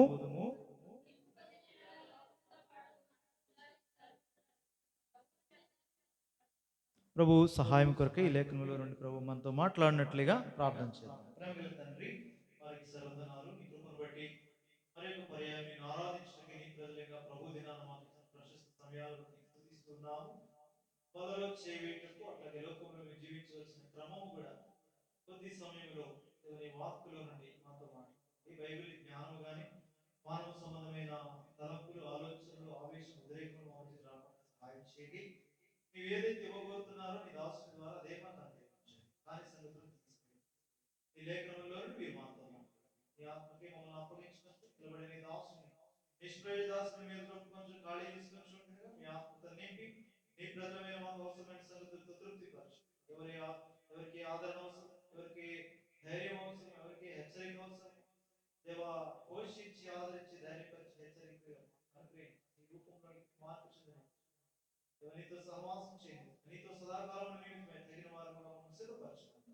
యేసుక్రీస్తు ప్రభువు మా రక్షకుని నామమున ప్రార్థించి వేడుకొనుచున్నాము తండ్రి. ఆమేన్. దైవిక క్రమము, దైవ దర్శనం ఏమంటే ప్రభుని ఆరాధించుట, తర్వాత ప్రభు యొక్క శరీరములో పాల్పుచ్చుకొనుట, ఆ తర్వాత దేవుని వర్తమానం ఎరిగి లోకములో జీవించుట. ఈ మూడు చాలా ప్రాముఖ్యమైన సంగతులు దేవుని ప్రజలుగా. ఎందుకంటే మానవుని దేవుడు నిర్మించింది దానికి. 43వ అధ్యాయం 21వ వచనం యెషయా గ్రంథంలో ఏం రాయబడింది? నా మహిమ నిమిత్తము నేను నిర్మించిన జనులు నా స్తోత్రమును ప్రచురం చేస్తారు. మానవుడు ఎందుకు నిర్మించబడ్డాడంటే దేవుని మహిమపరిచే దాని కొరకే. సరే, దాని కొరకే వివరించబడింది. దాన్ని మనము ఆల్రెడీ దేవుని వర్తమానికులు దాన్ని చక్కగా వివరించడాన్ని బట్టి సువార్త అంటే ఏంటి, ప్రభు మనకి ఏ రక్షణ కార్యం మన పక్షాన్ని చేసినాడో చూస్తూ వచ్చినాం. సరే, ప్రతి మానవుడు పాపియే. పాపులను అందరినీ రక్షించగే ప్రభు లోకానికి వచ్చాడు. అయితే ఎవరు ఆయన యందు విశ్వాసం ఉంచారు, ఆయనే తన ప్రజలు. అది జ్ఞాపకం చేసుకోవాలి. అందరి కొరకు వచ్చాడు ఆయన, ఏ పక్షపాతం లేదు. హెబ్రీ పత్రిక 2వ అధ్యాయం 9వ వచనం ప్రకారం ఆయన ప్రతి మనుష్యుని కొరకు దేవుని కృప వలన, చదవండి హెబ్రీ పత్రిక 2వ అధ్యాయం 9వ వచనం, దేవుని కృప వలన ఆయన ప్రతి మనుష్యుని కొరకు మరణము అనుభవించినట్లు దూతల కంటే తక్కువ వాడిగా చేయబడిన యేసు మరణము పొందినందున మహిమా ప్రభావములతో కిరీటము ధరించిన వానిగా ఆయనను చూస్తున్నామని జ్ఞాపకం చేయబడతా ఉంది. ప్రతి మనిషిని కొరకు చనిపోయాడు ఆయన. ఇందులో ఏ భేదము లేదు. ఎందుకంటే ఎందుకు ప్రతి వాని కొరకు చనిపోవాలంటే ప్రతివాడు పాపి కాబట్టి. రోమాపత్రిక 3:23 ఇలాగ చెప్పబడింది, ఏ భేదం లేదు, అందరూ పాపము చేసి దేవుడు అనుగ్రహించే మహిమను పొందలేకపోతున్నారు. 6:23 అంటాడు, ఆ పాపానికి వచ్చిన జీతం ఏంటి? మరణము. అయితే దేవుని కృపావరం మన ప్రభువైన క్రీస్తు యేసునందు నిత్య జీవం జ్ఞాపకం చేయబడతా ఉంది. కాబట్టి ఆ నిత్య జీవంలోనికి ప్రతి మానవుని దేవుడు ఆహ్వానిస్తూ ఉన్నాడు. అయితే ఇక్కడ ఆయన బాల్ మనకోట్లో పెట్టాడు. ఇప్పుడు ఎవరైతే విశ్వాసం ఉంచుతారో, యోహాను సువార్తలో అదే అంటాడు, 1వ అధ్యాయం 12వ వచనంలో, తన్ను ఎందరు అంగీకరించిరో వారికి అందరికీ, అనగా ఆయన నామమందు విశ్వాసం ఉంచిన వారికి దేవుని పిల్లలగుటకు ఆయన అధికారం ఇచ్చాడు. వారిని గురించి ఆయన పుట్టబడినప్పుడే ఆయన పేరు పెట్టబడినప్పుడు ఆమె యొక్క కుమారుని కనును, తర్వాత ఏమన్నాడు? తన ప్రజలను వారి పాపముల నుండి ఆయనే రక్షించును గనుక ఆయనకు యేసు అనే పేరు పెట్టబడతా వచ్చింది. అంటే ఉద్దేశం ఏంటి? ముందే చెప్పాడు. తన ప్రజలనే మాట ఎందుకు వాడినాడు అంటే అందరూ ఆయనను ఏం చేయలేరు, విశ్వసించలేరు. కారణాలు ఏమైనా కావచ్చు. అయితే నీకు నాకు విశ్వసించడం గల కారణం ఏంటంటే ఆయన ఏర్పరచుకున్నాడు నిన్ను నన్ను కూడా. ఎఫెసీ పత్రిక 1వ అధ్యాయంలో ఆ సంగతులు 4 నుంచి 6 వరకు ఉంటాయి. జగత్తు పునాది వేయబడక మునిపే ప్రేమ చేత క్రీస్తులో ఆయన మనలను ఏర్పరచుకున్నాడు కాబట్టి ఆయన వాక్యాన్ని మన దగ్గర పంపించాడు. దేవుని వాక్యం ఈ నీకు నాకు కూర్చున్న నీకు నాకే కాదు, ఈ శబ్దయంత్రం ద్వారా వినిచిన ఎవరికైనా వినబడుతుందంటే యాదృచ్ఛికం కాదు, సామాన్యమేం కాదు. పాత నిబంధనలు అందరికీ ఇవ్వలేదు ఆధిక్యత. చూడండి 147వ కీర్తనలు అంటాడు, ఆయన తన వాక్యమును యాకోబుకే ఇచ్చాడు, ఇంకే జనానికి ఆయన న్యాయ విధులు తెలిసి ఉండలేదు అని రాయబెడుతూ వచ్చింది. సామాన్యమేం కాదు. ఈ దినాల్లో క్రైస్తవులంగా దేవుని పిల్లలంగా వాక్యం వెదజల్లుతూ ఉంటే, ఆ వాక్యం మీ వద్దకు వస్తూ ఉంటే, సర్వ మానవాళి కొరకై ప్రాణం పెట్టిన ప్రభువైన యేసుక్రీస్తు వారిని గురించిన వార్త వినబడతా ఉంటే సామాన్యం అనుకుంటున్నారు ప్రజలు. కాదు, దేవుని వాక్యం మీదకి వస్తుంది, మీ వద్దకు వస్తుందంటే సామాన్యమైన విషయం కాదు. ఎందుకంటే ఆ వాక్యము అంటే ఎవరంటే ఆయనే దేవుడు. మొట్టమొదటి మానవుని కొరకై ఆయన దేవుడిగా ఆయన పలికాడు, వాక్కుగా వెలుగు కమ్మని పలికాడు. మొదటి అధ్యాయంలోని ఆదికాండం 3వ వచనంలో. ఆ తర్వాత వెలుగు కలిగింది, మొదట వినబడ్డాడు, తర్వాత కనబడ్డాడు. ప్రజలు ఆయన అంగీకరించలేదు. ఎందుకంటే యోహాను సువార్త 3వ అధ్యాయం 20-21 రాయబడింది, ఆ తీర్పు ఇదే, వెలుగు లోకంలోనికి వచ్చిన కానీ మనుషులు చెడ్డవారు దుష్క్రియలు చేస్తున్నారు కాబట్టి వారి క్రియలు వెలుగులోకి వస్తే కనబడతాయి కాబట్టి తమ దుష్క్రియలు కనబడకుండానట్లు మనుషులు వెలుగునందుకు రాలేదు, సత్యవర్తులను మాత్రమే దాని దగ్గరికి వచ్చారు. ఆ కోవలో నన్ను దేవుడు పెట్టాడు. నీ యొద్దకు నా యొద్దకు దేవుని వాక్యము రాగా ఆ వాక్యమందు విశ్వాసమును బట్టి, ఆ వాక్యమునకు లోబడుటను బట్టి, అంటే అసలు వాక్యము వలననే విశ్వాసం కలుగుతుంది. రోమాపత్రిక 10వ అధ్యాయం 17వ వచనం ప్రకారము, కాగా వినుట వలన విశ్వాసం కలుగును, వినుట క్రీస్తును గూర్చిన మాట. నాన్న చెత్తాచెదారం కాదు, క్రీస్తును గూర్చిన మాట వింటే ఏం కలుగుతుంది? విశ్వాసం కలుగుతుంది. ఆ విశ్వాసము కలిగిన నీకు పరిశుద్ధాత్మ దేవుడు వెంటనే నీలోనికి వచ్చి నీకేం కలుగజేస్తాడంటే, యోహాను సువార్త 16వ అధ్యాయం ప్రకారము లోకంలోనికి ఆయన వచ్చినప్పుడు నీతిని గూర్చి, లేదంటే పాపమును గూర్చి, నీతిని గూర్చి, తీర్పును గూర్చి ఒప్పుకొని చేస్తాడు. 16వ అధ్యాయం యోహాను సువార్తలో ప్రభువైన యేసుక్రీస్తు తన 11 మంది శిష్యులతో మాటలు చెప్తా ఉన్నాడు. మేటికి ఇప్పుడు ఉద్దేశం ఏమంటే, ఇప్పుడు విశ్వసించిన వాడు రక్షణ పొందినాడు, వాని హృదయంలోనికి పరిశుద్ధాత్మ దేవుడు వచ్చినాడు. ఇది ఒక దైవిక క్రమం, సామాన్యమైన సంగతి ఏమీ కాదు. క్రైస్తవ జీవితం భూమి మీద అంటే రక్షణ పొందామంటే ప్రభుత్వం ఉంటామన్న నిశ్చేత కూడా లేదు నీకు నాకు కూడా. మేము ప్రభు యొక్క మా పాపాలని గడుక్కున్నాం, ఇంకా మా ఇష్టానుసారంగా జీవిస్తామంటే అయ్యే పని కాదు, ప్రభుత్వం ఉండలేవు. అది జ్ఞాపకం చేయబడతా ఉంది. ఎందుకంటే ఈ చివరి దినాల్లో ఉన్నాము.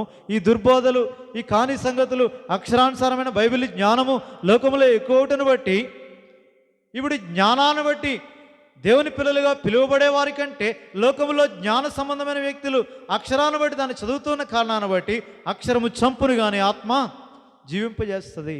ఆత్మ చేత వాక్యం యొక్క భావం నేను గుర్తెరగాల. ఈ సంగతులన్నీ ప్రభు బలయత ఎందుకు జ్ఞాపకం చేయబడుతున్నాయంటే, ఇది నీకు నాకే అర్థమవుతుంది, అందరికీ అర్థమయ్యే సంగతులు కాదు. ఎందుకంటే నీకు అర్థం అవ్వాలంటే వాక్యం నీ హృదయంలో పరిశుద్ధాత్మ దేవుడు ఉండాలా. అలా ఉండాలంటే ముందు యేసు ప్రభు నువ్వు నమ్మాలా. అలా నమ్మాలంటే దేవుని వాక్యం నువ్వు అంగీకరించాలా. ఆ వాక్యం అంగీకరించితే పరిశుద్ధాత్మ నీలోకి వస్తాడు. పరిశుద్ధాత్మ నీలోనికి వస్తే వాక్యంలో నుంచి మాట్లాడతాడు. ఆయన కథలు చెప్పడు, ఆయన కల్పిత కథలు చెప్పడు, లేదంటే నవ్వించే సంగతులు చేయడు, లేదంటే అల్లరితో కూడిన పనిపాట్లేమో ఆయన చేయడు. కేవలం ఆయన ఎక్కడి నుంచి చెప్తాడు? వాక్యంలో నుండే చెప్తాడు. 16వ అధ్యాయంలో మాటలన్నీ ఉంటాయి. ఒకసారి చూడండి, యోహాను సువార్త 16వ అధ్యాయం, యోహాను సువార్త 16వ. అందుకే ఈ దైవిక క్రమంలో మన మధ్య ఈ దర్శనంలో అదే చెప్పబడతా ఉంటుంది. ఈ దర్శనమే కదా, ఎక్కడ విన్నా అలాంటి కాని సంగతులు ఏమన్నా ఉంటే దాని నుంచి మనం బయటకు వచ్చేయాలి. అది ఎక్కడి నుంచి అయినా సరే, అది ఏదైనా, అది ఈ దర్శనమైనా ఎక్కడైనా సంబంధం లేదు, వాక్యానికే ప్రథమ స్థానం ఇవ్వాలి. ఎందుకు? వాక్యం ఎవరు? వాక్యమే దేవుడు. ఆది యందు వాక్యం ఉండెను, వాక్యము దేవుని యొద్ద ఉండెను, వాక్యము తప్ప మనకి ఏది కూడా సత్యం కాదు. 17వ అధ్యాయం 17వ వచనంలో అంటాడు, సత్యమందు వారిని ప్రతిష్ఠ చేయము, యోహాను సువార్త, నీ వాక్యమే సత్యం అంటాడు. అది తప్ప వేరేది లేదు. సరే, ఇప్పుడు 16వ అధ్యాయంలో చూస్తే చూడండి, 8వ వచనం, యోహాను సువార్త 16:8. ఆయన అంటే ఎవరంటే పరిశుద్ధాత్మ దేవుడు వచ్చినప్పుడు పాపమును గూర్చియు, నీతిని గూర్చియు, తీర్పును గూర్చియు లోకమును ఒప్పుకొని చేస్తాడు. 13వ వచనం, అయితే ఆయన అనగా సత్యస్వరూపైన ఆత్మ వచ్చినప్పుడు మిమ్మల్ని సర్వసత్యములోనికి నడిపించును. ఆయన తనంతట తానే ఏమీ బోధింపక వేటిని వినునో వాటిని బోధించి సంభవింపబో సంగతులను మీకు తెలియజేయను. ఆయన నా వాటిలోనివి తీసుకొని మీకు తెలియజేయను కనుక నన్ను మహిమపరచును. ఇది పరిశుద్ధాత్ముడు చెప్పే మాట. ఆయన ఎక్కడి నుంచి చెప్తాడు? యేసు క్రీస్తు ప్రభువులో నుండే చెప్తాడు. అది ఉంది కదా 14వ అధ్యాయం చదివారు కదా, 16, 14 ఏముంది? ఆయన నా వాటిలో నుండి తీసుకొని మీకు తెలియజేస్తాడు. ఆయనది ఏంటంటే వాక్యం, అంతే. వాక్యంలో నుండే చెప్తాడు కానీ పరిశుద్ధాత్మదేవుడు బయట నుంచి చెప్పడు. మరి ఎందుకు ఉపమానాలు చెప్పాడు? అడగండొచ్చు, మీరు అడగచ్చు. మరి ఉపమానాలు ఎందుకు చెప్పాడు? ఆ దినాన, ఈ దినాన కూడా ఉపమానాలు చెప్తానంటే అందరూ రెడీ అవుతున్నారు. ఉపమానాలు ఎందుకు? అర్థం కాకూడదని చెప్పాడు, అర్థం అవ్వాలని చెప్పలేదు ఉపమానాలు. ప్రభువైన యేసుక్రీస్తు ఈ భూమి మీద ఉన్న దినాల్లో ఉపమానాలు ఎందుకు చెప్పాడంటే అందరికి అర్థం కాకూడదు. ఎవరికి అర్థం అవ్వాలంటే ఎవరైతే ఆయన యందు ఆసక్తి కలిగి ఉన్నారో వారు వచ్చి రహస్యంగా ఆయన ఉన్నప్పుడు, అనగా ఆయన ఒంటరిగా ఉన్నప్పుడు ఆయన అడిగితే ఆయన వారికి ఉపమానముల భావము చెప్పాడు. ఇది నేనన్న మాట కదా, ఆయనే అన్నాడు. చూడండి మత్తయి సువార్త 13వ అధ్యాయం, మత్తయి సువార్త 13వ అధ్యాయం 10వ వచనం నుండి చదవండి. మత్తయి సువార్త 13:10. శిష్యులు వచ్చి, అంటే ఆయన ఉపమానం చెప్పాడు. ఇప్పుడు శిష్యులు వచ్చి, అయ్యా నువ్వు ఉపమాన రీతికి ఎందుకు వారితో మాట్లాడుతున్నావు అడిగారు ఆయన్ని. ఇప్పుడు ఆయన వారితో ఇట్లా అన్నాడు, పరలోక రాజ్యం మర్మములు ఎరుగుట మీకు అనుగ్రహింపబడి ఉన్నావు కానీ వాళ్ళకేం అనుగ్రహించబడాలి. అందుకే వారిని గురించి చాలా చోట్ల ఉంటాయి. దేవుని ప్రేమించే వారి కొరకు దేవుడు సిద్ధపరిచిన సంగతులు చెవికి వినబడలేదు, కంటికి కనబడలేదు, మనిషి హృదయానికి ఎక్కడ చెప్పాడు. చాలా చోట్ల యెషయా గ్రంథం నుంచి కొరింథీ పత్రిక వరకు 2వ అధ్యాయం వరకు రాయబెడుతూనే వస్తున్నాయి. వాళ్ళకేం తెలియదు అవి. అయితే ఎవరికి తెలుసు? ఎవరికి తెలుసు అంటే ఎవరైతే తమ హృదయాల్లో దేవుని ఆత్మను కలిగి ఉన్నారో వారికే తెలుసు. అందుకే వారికి అందరికి ఉపమానాలు చెప్పాడు. నిజానికి ఉపమానాలు చెప్పింది వాళ్ళకి అర్థం అవడానికి కాదు, అర్థం కాకుండా ఉండడానికి. అందరికి అర్థం కావు. ఎప్పుడైతే అర్థం కాలేదో యథార్థంగా ప్రభు నాకు అర్థం కాలేదు, నాకేంటో చెప్పు అన్నవారు ఎవరు? ఈ 12 మంది శిష్యులు. అందుకే వారు చివరి వరకు ఉన్నారు. వారిలో కూడా ఒకడు వెళ్ళిపోయాడు. సరే, ఇప్పుడు ఉద్దేశం ఏమంటే నీవు నేను వాక్యం అంత సామాన్యంగా అర్థమయ్యే సంగతులు కాదు. అక్షరాన్ని బట్టి, జ్ఞానాన్ని బట్టి దాన్ని చెప్తే అదేంటంటే అక్షరం ఏం చేస్తుంది? అక్షరము చంపును కానీ. చదవండి 3వ అధ్యాయం కొరింథీ 2వ పత్రిక 3వ అధ్యాయం, కొరింథీలకు రాసిన 2వ పత్రిక 3వ అధ్యాయము 6వ వచనం. ఆయనే మమ్మును క్రొత్త నిబంధన కొనగా అక్షరమునకు కాదు కానీ ఆత్మకే పరిచారకుల మగుటకు మాకు సామర్థ్యము కలిగించున్నాడు. అక్షరము చంపును కానీ ఆత్మ జీవింపజేస్తుంది. అక్షరం చంపుతుంది. అందుకైతే నన్ను అక్షరాలను బట్టి ఏ వివాదం కొరకు నీళ్ళు బైబిల్నే నువ్వు ప్రూవ్ చేయడానికి ఏ వివాదం అన్న పెట్టుకో, ఎవరితో అయినా, అది బయట ఓడుతో అన్నా క్రైస్తవుడితో అన్నా, ఆ అక్షరం ఏం చేస్తుంది? చంపుతుంది అంతే. అది ద్వేషం పుట్టిస్తుంది. నువ్వు గెలిచావని అనుకుంటావు కానీ నీ సహోదరుని సంపాదించుకోలేవు వివాదాన్ని బట్టి. అలాగైతే ప్రభు జ్ఞానవంతుడు ఏమైనా సంపాదించుకోగలడు. ఆయనకు వ్యతిరేకంగా ఎవడు వాదించగలడు? ప్రభు వాదించలేదే ఎక్కడ. పైగా తీతుతో అపోస్తలుడైన పౌలు అంటాడు, ఎవరితో వాదించక, అది కాదు, దైవక్రమం కాదు అంటాడు. అనవసర వాగ్వాదాలు వద్దు అంటాడు. చూడండి తీతు పత్రికలో పౌలు ఆ కుర్రోడు ఆయన ఆ యొక్క యవనస్తుడికి చెప్తున్నాడు, ఇవేం పెట్టుకోవద్దు అసలు. 9వ వచనం 3వ అధ్యాయం లేదా 8వ వచనం నుండి చదవండి. తీతు పత్రిక 3వ అధ్యాయం 8వ వచనం. ఈ మాట నమ్మదగినది కనుక దేవుని యందు విశ్వాసం ఉంచిన వారు సత్క్రియలను శ్రద్ధగా చేయుట యందు మనస్సుంచినట్లు. ఇది చేయాలి మనం. దేవుని యందు విశ్వాసం ఉంచని వాడు విశ్వాసం ఉంచాలా. విశ్వాసం ఉంచిన మనం ఏం చేయాలా? సత్క్రియ అంటే ఏంటంటే దేవుడు మనకు చెప్పిన పని. దానికి వేరుగా ఉన్నది దుష్క్రియ, అది మంది కాదు. దేవుడు క్రీస్తు శరీరములో ప్రతి వానికి వాని పని ఇచ్చాడు. ఎవడి పని వాడిదే. నీ పని నీదే, నా పని నాదే. అందరికి ఒక పని దేవుడు ఇవ్వలే. చూడండి, మన శరీరంలో ఎట్లా ప్రతి అవయవానికి ఒకే పని ఉంటుందా? ఉండదు. వేరు వేరు అవయవాలు ఉంటాయి, ఒకే శరీరంలో ఉంటుంది, ఒకే శిరస్సు యొక్క స్వాధీనంలో ఉంటుంది, ఒకే విధానంలో వెళ్తుంది, ఒకే రక్తం ప్రవహిస్తుంది, ఒకే విధానం, దైవ క్రమం అంటారు దాన్ని. అలాగే క్రీస్తు శరీరంలో కూడా అందుకొరకే వేరువేరు సంగతులు ఉంచబడతాయి, అవయవాలు ఉంచబడతాయి, వేరువేరు పనులు ఉంచబడతాయి. కానీ పని చెప్పింది ఎవరు? మనుష్యుడు కాదు, ప్రభు ఇచ్చాడు. ఎఫెసీ చూడొద్దు, ఎఫెసీ 4:7 ఏమంటాడంటే, అయితే మనలో ప్రతి వానికిని, ఎఫెసీ 4:7, అయితే మనలో ప్రతి వానికిని క్రీస్తు అనుగ్రహించి వరము యొక్క పరిమాణం చొప్పున కృప ఇయ్యబడెను అంటాడు. ఎవడెంత పని చేయగలడో దేవునికి తెలిసి అంతే పని ఇస్తాడు. ఆ పని చేయడం నాకు చేతగాని పని నాకు ఇస్తాడు. అది చేయించడానికి దేవుని కృపిస్తాడు. అది జ్ఞాపకం చేసుకోవాలి, మన సామర్థ్యం మేరకు కాదు. సరే, ఇప్పుడు ఏమంటాడంటే తీతుతో, అయ్యా ఇవన్నీ వదిలిపెట్టు, దేవుని యందు విశ్వాసం ఉంచిన వారు ఏం చేయాలంటే సత్క్రియలు యందు ఆసక్తి కలిగి ఉండాలా. సత్క్రియ అంటే ఏంటంటే దేవుడు నీకు చెప్పిన పని యందు ఆసక్తి కలిగి ఉండు, అంతేగాని నువ్వేం చేయొద్దు, అవే నీకు మనుషులకు ప్రయోజనకరము. అంతేగాని 9వ వచనం తీతు 3:9 అవివేక తర్కములు, వంశావళులు, కలహాలు, ధర్మశాస్త్రం గురించిన వివాదములు, నిష్ప్రయోజనములు వ్యర్థములై ఉన్నావు కాబట్టి అటు వాటికి దూరంగా ఉండు. ఈ దినాల్లో లోకంలో క్రైస్తత్వంలో అది ఎక్కువైపోయింది. ఎందుకు అవి వ్యర్థమని ప్రభువే చెప్పినాడు కదా. అది సొంత సహోదరుడినే నీ వాడిని కాకుండా చేస్తుంది. అవేంటంటే భేదాలు కలుగు చేస్తుంది. లేదంటే మేము ఫలానా గుంపు, మేము ఫలానా గుంపు. ఎవడు పెట్టాడు భేదం? క్రీస్తు విభజింపబడి ఉన్నాడా? కాదు కదా. ఒక్కడే క్రీస్తు కదా మన కొరకు చనిపోయింది. కొరింథీ పత్రికలో 1వ అధ్యాయంలో అదే అంటాడు పౌలు మీ కొరకు చనిపోయాడా? ఒకడేమో పౌలు వాడు, ఒకడు అపోల్లో వాడు, ఒకడు కేఫా వాడు, ఒకడు క్రీస్తు వాడు. క్రీస్తు విభజింపబడి ఉన్నాడా? కాదు కదా. ఎవరి పనులు వారికి ఇచ్చాడు. అయితే ఎవరైనా వాక్య ప్రకారం ప్రవర్తించకపోతే వాడు మనవాడు కాదు, క్రీస్తు వాడు కాదు. ఎవడు వాక్య ప్రకారం ప్రవర్తిస్తాడో వాడే క్రీస్తు ఆత్మ కలిగిన వాడు. అది మాత్రం చూసుకోవాలి. అది ఎవరనేది అనవసరం. భేదాభిప్రాయాలు మనం పెట్టకూడదు. అది అక్కడ జ్ఞాపకం చేస్తున్నాడు. అందుకొరకే వీటికి దూరంగా ఉండు. వాళ్ళు వచ్చారు ఆల్రెడీ. ఆ ధర్మశాస్త్రవేదైన జానాను వచ్చాడు, అపోల్లో వచ్చాడు, ఇట్లాంటి పనులు చేస్తున్నాడు. వాళ్ళని సాగనంపే శీఘ్రంగా అంటాడు తర్వాత 13-14 వచనాల్లో. సరే, ఇప్పుడు ఉద్దేశం ఏమంటే దేవుని యందు విశ్వాసం ఉంచిన వారి హృదయంలో పరిశుద్ధాత్ముడు వచ్చాడు. పరిశుద్ధాత్ముడు ఎప్పుడైతే వచ్చాడో వాక్యాన్నే చేయమంటాడు ఆయన.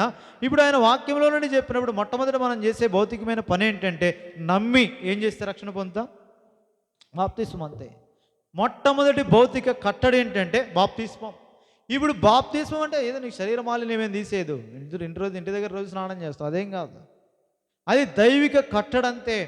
ఇప్పుడు రెండో కట్టడి ఏంటంటే ఎవరైతే మొదటి కట్టడిలో బాప్తిస్మం తీసుకున్నారంటే ఆయన మరణ భూస్థాపనలో పునరుద్ధానంలో ఐక్యపరుచుకున్నారో వారు ఒంటరిగా ఉండడానికి లేదు.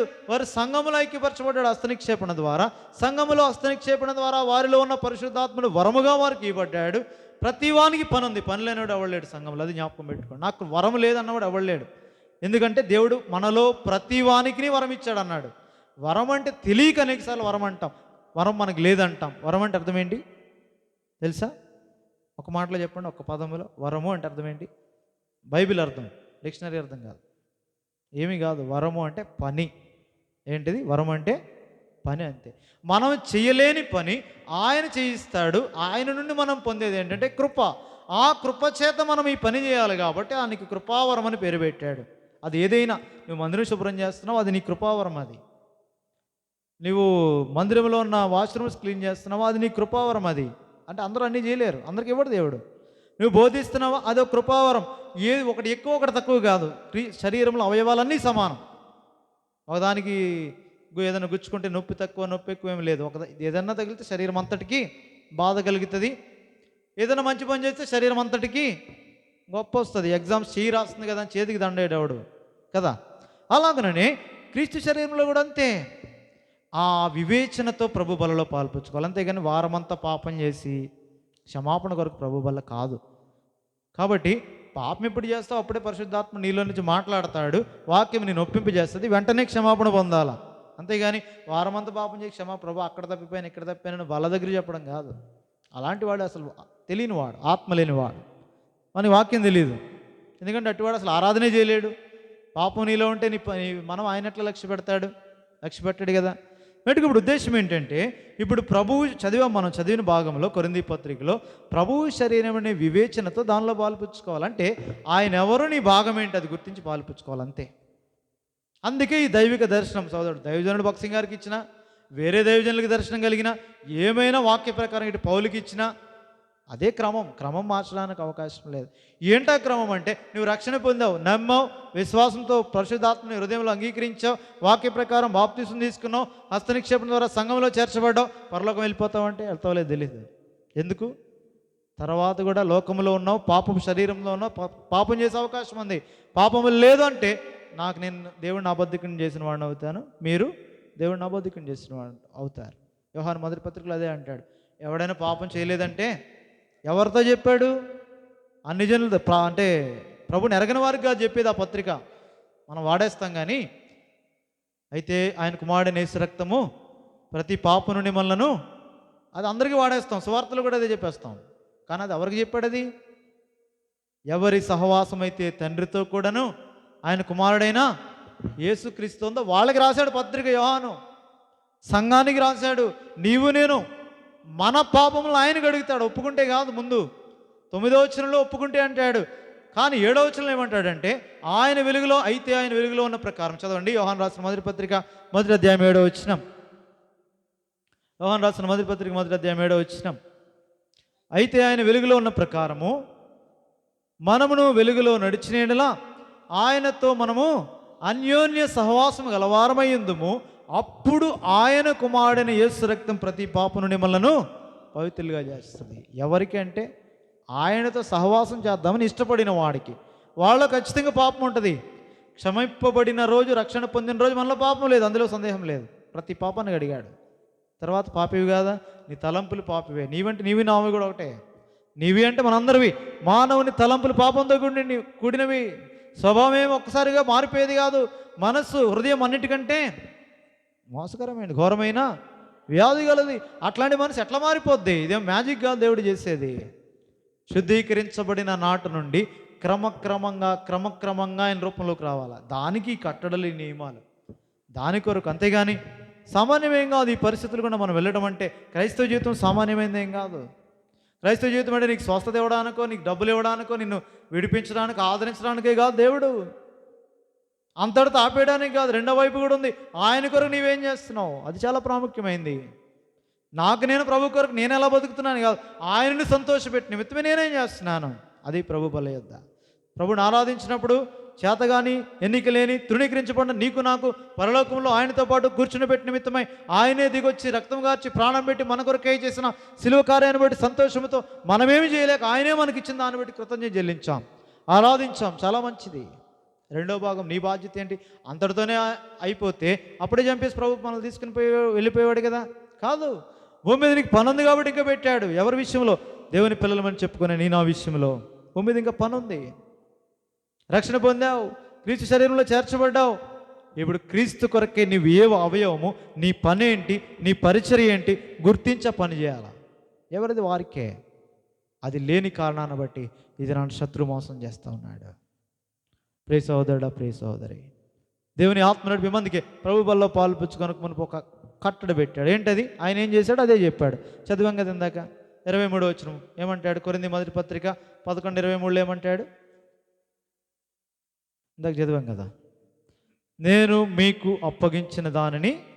అంటే ఇది నేను చెప్పేది కదయ్యా, ప్రభు ఇచ్చాడు, నేను మీకు చెప్తున్నాను అని ఎవరు అంటున్నారు? పౌలు అంటున్నాడు కొరింథీలోని సంఘంతో. ఆయన ఇచ్చాడు, నేను మీతో మాట్లాడుతున్నాను. ఏంటి ఆ సంగతులు అంటే చదవండి. ప్రభువైన యేసు తన అప్పగింపబడిన రాత్రి ఒక రొట్టెని పట్టుకొని కృతజ్ఞతాస్తుతులు చెల్లించాడు. ఏం చేశాడు అంటే ఆయనకి అప్పగింపబడిపోతున్నాడు. ఆ 11 మందిని పెట్టుకున్నాడు. పస్కా పశు అక్కడ వధించబడినప్పుడు అక్కడ ఆ పస్కాను ఆచరించే దాని కొరకు రాత్రి అక్కడ పండుగ దినాన్ని ఏం చేసినాడు? ఆయన ఒక రొట్టెని పట్టుకొని ఏం చేశాడు? కృతజ్ఞత చెల్లించాడు. చెల్లించేమన్నాడు? విరిచి శరీరం అది. ఆయన అంటే ప్రజల కొరకై ఈ భూమి మీదకి, ఇందాక వర్తమానంలో చెప్పబడింది కదా, మనకు అర్థమయ్యే రీతిలో దేవుడు అంటే ఏంటో తెలుసుకునే నిమిత్తమే మన రూపంలోనికి దిగి వచ్చిన ప్రభువైన యేసు క్రీస్తు యొక్క శరీరం. సామాన్యమేం కాదు. మన నీతి క్రియలే ఎలాంటివి? ఆయన ఎదుట మురిగిపోయేది. అట్లాంటిది మన పాపం ఎంత దుర్గంధంతో ఉంటుంది. చూడండి, ఎవడైనా డ్రైన్ క్లీన్ చేయాలనుకోండి, సెప్టిక్ ట్యాంక్ క్లీన్ చేయాలనుకోండి, ఎంత దుర్గంధం అది. మాస్క్ లేకుండా మనం దగ్గర, వాళ్ళు ఎవడో చేసినా మనమన్నా ఉండగలమా? పక్క ఇంట్లో చేస్తే మనం ఉండగలమా? ఉండలేం కదా. అంటే కష్టం కదా. దాదాపుగా అన్నమే తినలేము మనం ఆ దినం. అట్లాంటిది మన పాపం ఎంతో దుర్గంధంతో నిండి ఉన్నప్పుడు సైతము యెషయా గ్రంథంలో అంటాడు, ఇదిగో నేను ఆదుకొను నా సేవకుడు అంటాడు. హెబ్రీ పత్రిక 1వ అధ్యాయంలో అంటాడు, పాపముల విషయంలో శుద్ధీకరణ తానే చేసి అంటాడు. దేవదూతలకు అప్పగించలే. హెబ్రీ పత్రిక 1వ అధ్యాయం 1 వచనాల్లోనే ఆ సంగతి ఉంటుంది. ఆయనే చేశాడు, దిగొచ్చాడు. సామాన్యమేం కాదు. మనుషుల పోలికి ధరించుకోవడం అంటే సామాన్యం కాదు. ఎందుకంటే పాప శరీరం అంటాడు. రోమాపత్రిక 8వ అధ్యాయం 2వ వచనంలో పాప శరీరాకారంతో దేవుడు తన సొంత కుమారుని లోకంలోనికి పంపించాడు. పాపముతో అంటే ఆయన అసలు కన్నులే కళంకమును చూడలేనంత, అలాంటి దుష్టత్వమును చూడలేనంత, ఆ పాపమును చూడలేనంత స్థితిలో అంత పరిశుద్ధంగా ఆయన ఉంటే, పాపం ఎరిగినవాడు, పాపంలో ప్రత్యేకంగా ఉన్నవాడు, పాపము చేయనివాడు నీ కొరకై నా కొరకై పాపముగా చేయబడ్డాడు. కొరింథీ 2:5:21 ప్రకారం, 2 కొరింథీ 5:21 ప్రకారము పాపమెరుగని ఆయనను మన కోసము పాపముగా చేశాడని రాయబడుతూ వచ్చింది. ఆయన దిగొచ్చాడు. ఇప్పుడేం చెప్తున్నాడంటే, నేనేమై ఉన్నాను అది మీరు అయ్యి ఉండాలి. ప్రభు నీకు నాకు చెప్పే మాట ఏంటంటే, క్రొత్తదేం కాదు, క్రొత్తాజ్ఞేయం కాదు. ఒకవేళ మిమ్మల్ని మీరు ప్రేమించుకున్నట్టు ఇతరులను ప్రేమించండి అని ప్రభు చెప్పలే. ఒకవేళ అలా అంటే నిన్ను వలే నీ పొరుగువారిని అన్నాడు, అది కూడా సులభమే. మన వలే మన పొరుగువారిని ప్రేమించడం కూడా సులభమే. దేనికంటే తర్వాత మరొక ఆజ్ఞ చెప్పాడు, అది కష్టం. నేను మిమ్మును ప్రేమించినట్టే మీరు కూడా ఇతరులను ప్రేమించాలి, ఇది కష్టం. మన వలే మన పొరుగువారిని ప్రేమించడం దాంతో కంపేర్ చేస్తే పెద్ద కష్టమేం కాదు. అనేక పర్యాయాలు మనల్నే మనం ద్వేషించుకుంటాం. ఆ కారణం చేత నిన్ను వల్ల నీ పొరుగువారిని ప్రేమించడం కష్టమే కాదు. దేంతో కంపేర్ చేస్తే, దేంతో సరిపోలి చూస్తే, ఆయన మనలను ప్రేమించినట్టు మనల్ని ఇతరులను ప్రేమించడం అసంభవం. అలాగూ ప్రేమించాలంటేనే ఆత్మ సహాయం కావాలి, ఆత్మ చేత సాధ్యమవుతుంది. అది జ్ఞాపకం చేస్తున్నాడు. అట్టి సహోదర ప్రేమను పెట్టాడు. ఇప్పుడు మెట్టుకు ఆయన ఆ యొక్క బల్లలో పాలు పొందినప్పుడు ఇచ్చిన క్రమాన్ని మనం పాలు పొందాలి. ఏంటది? ఆయన రొట్టె పట్టుకుని ఏం చేశాడు? కృతజ్ఞత చెల్లించాడు. మనము కూడా రొట్టె అంటే ఏంటని చదివాం? నా శరీరం అన్నాడు ప్రభు శరీరం కొరకు ప్రభు కృతజ్ఞత చెల్లించాడు. మన శరీరం కొరకు మనం ఏం చేయాలి? ప్రభు కృతజ్ఞత చెల్లించాలి. ఎప్పుడు? పాప శరీరంతో ఉన్నప్పుడు చెల్లించలేవు. ఎందుకంటే పాపంలోనే ఆ శరీరం చచ్చిపోతే ఎక్కడికి వెళ్తుంది? ఆత్మ నరకానికి పోతుంది. కృతజ్ఞత ఎందుకు చెల్లిస్తావు? చెల్లించలేవు. ఇప్పుడు నువ్వు పాపం నుండి విమోచింపబడి నీతికి దాసుడు అయ్యావు, ప్రభువైన యేసుక్రీస్తుని అంగీకరించావు. ఆ కారణము చేత ఈ నూతన జన్మానుభవములో నీకు కలిగిన ఆత్మను బట్టి, ఈ క్రొత్తదైన నూతన సృష్టిని బట్టి, ఈ రొట్టెని బట్టి ప్రభుకి ఏం చేయాలా? కృతజ్ఞత చెల్లించాలి. తర్వాత ఏం జరిగింది చదవండి.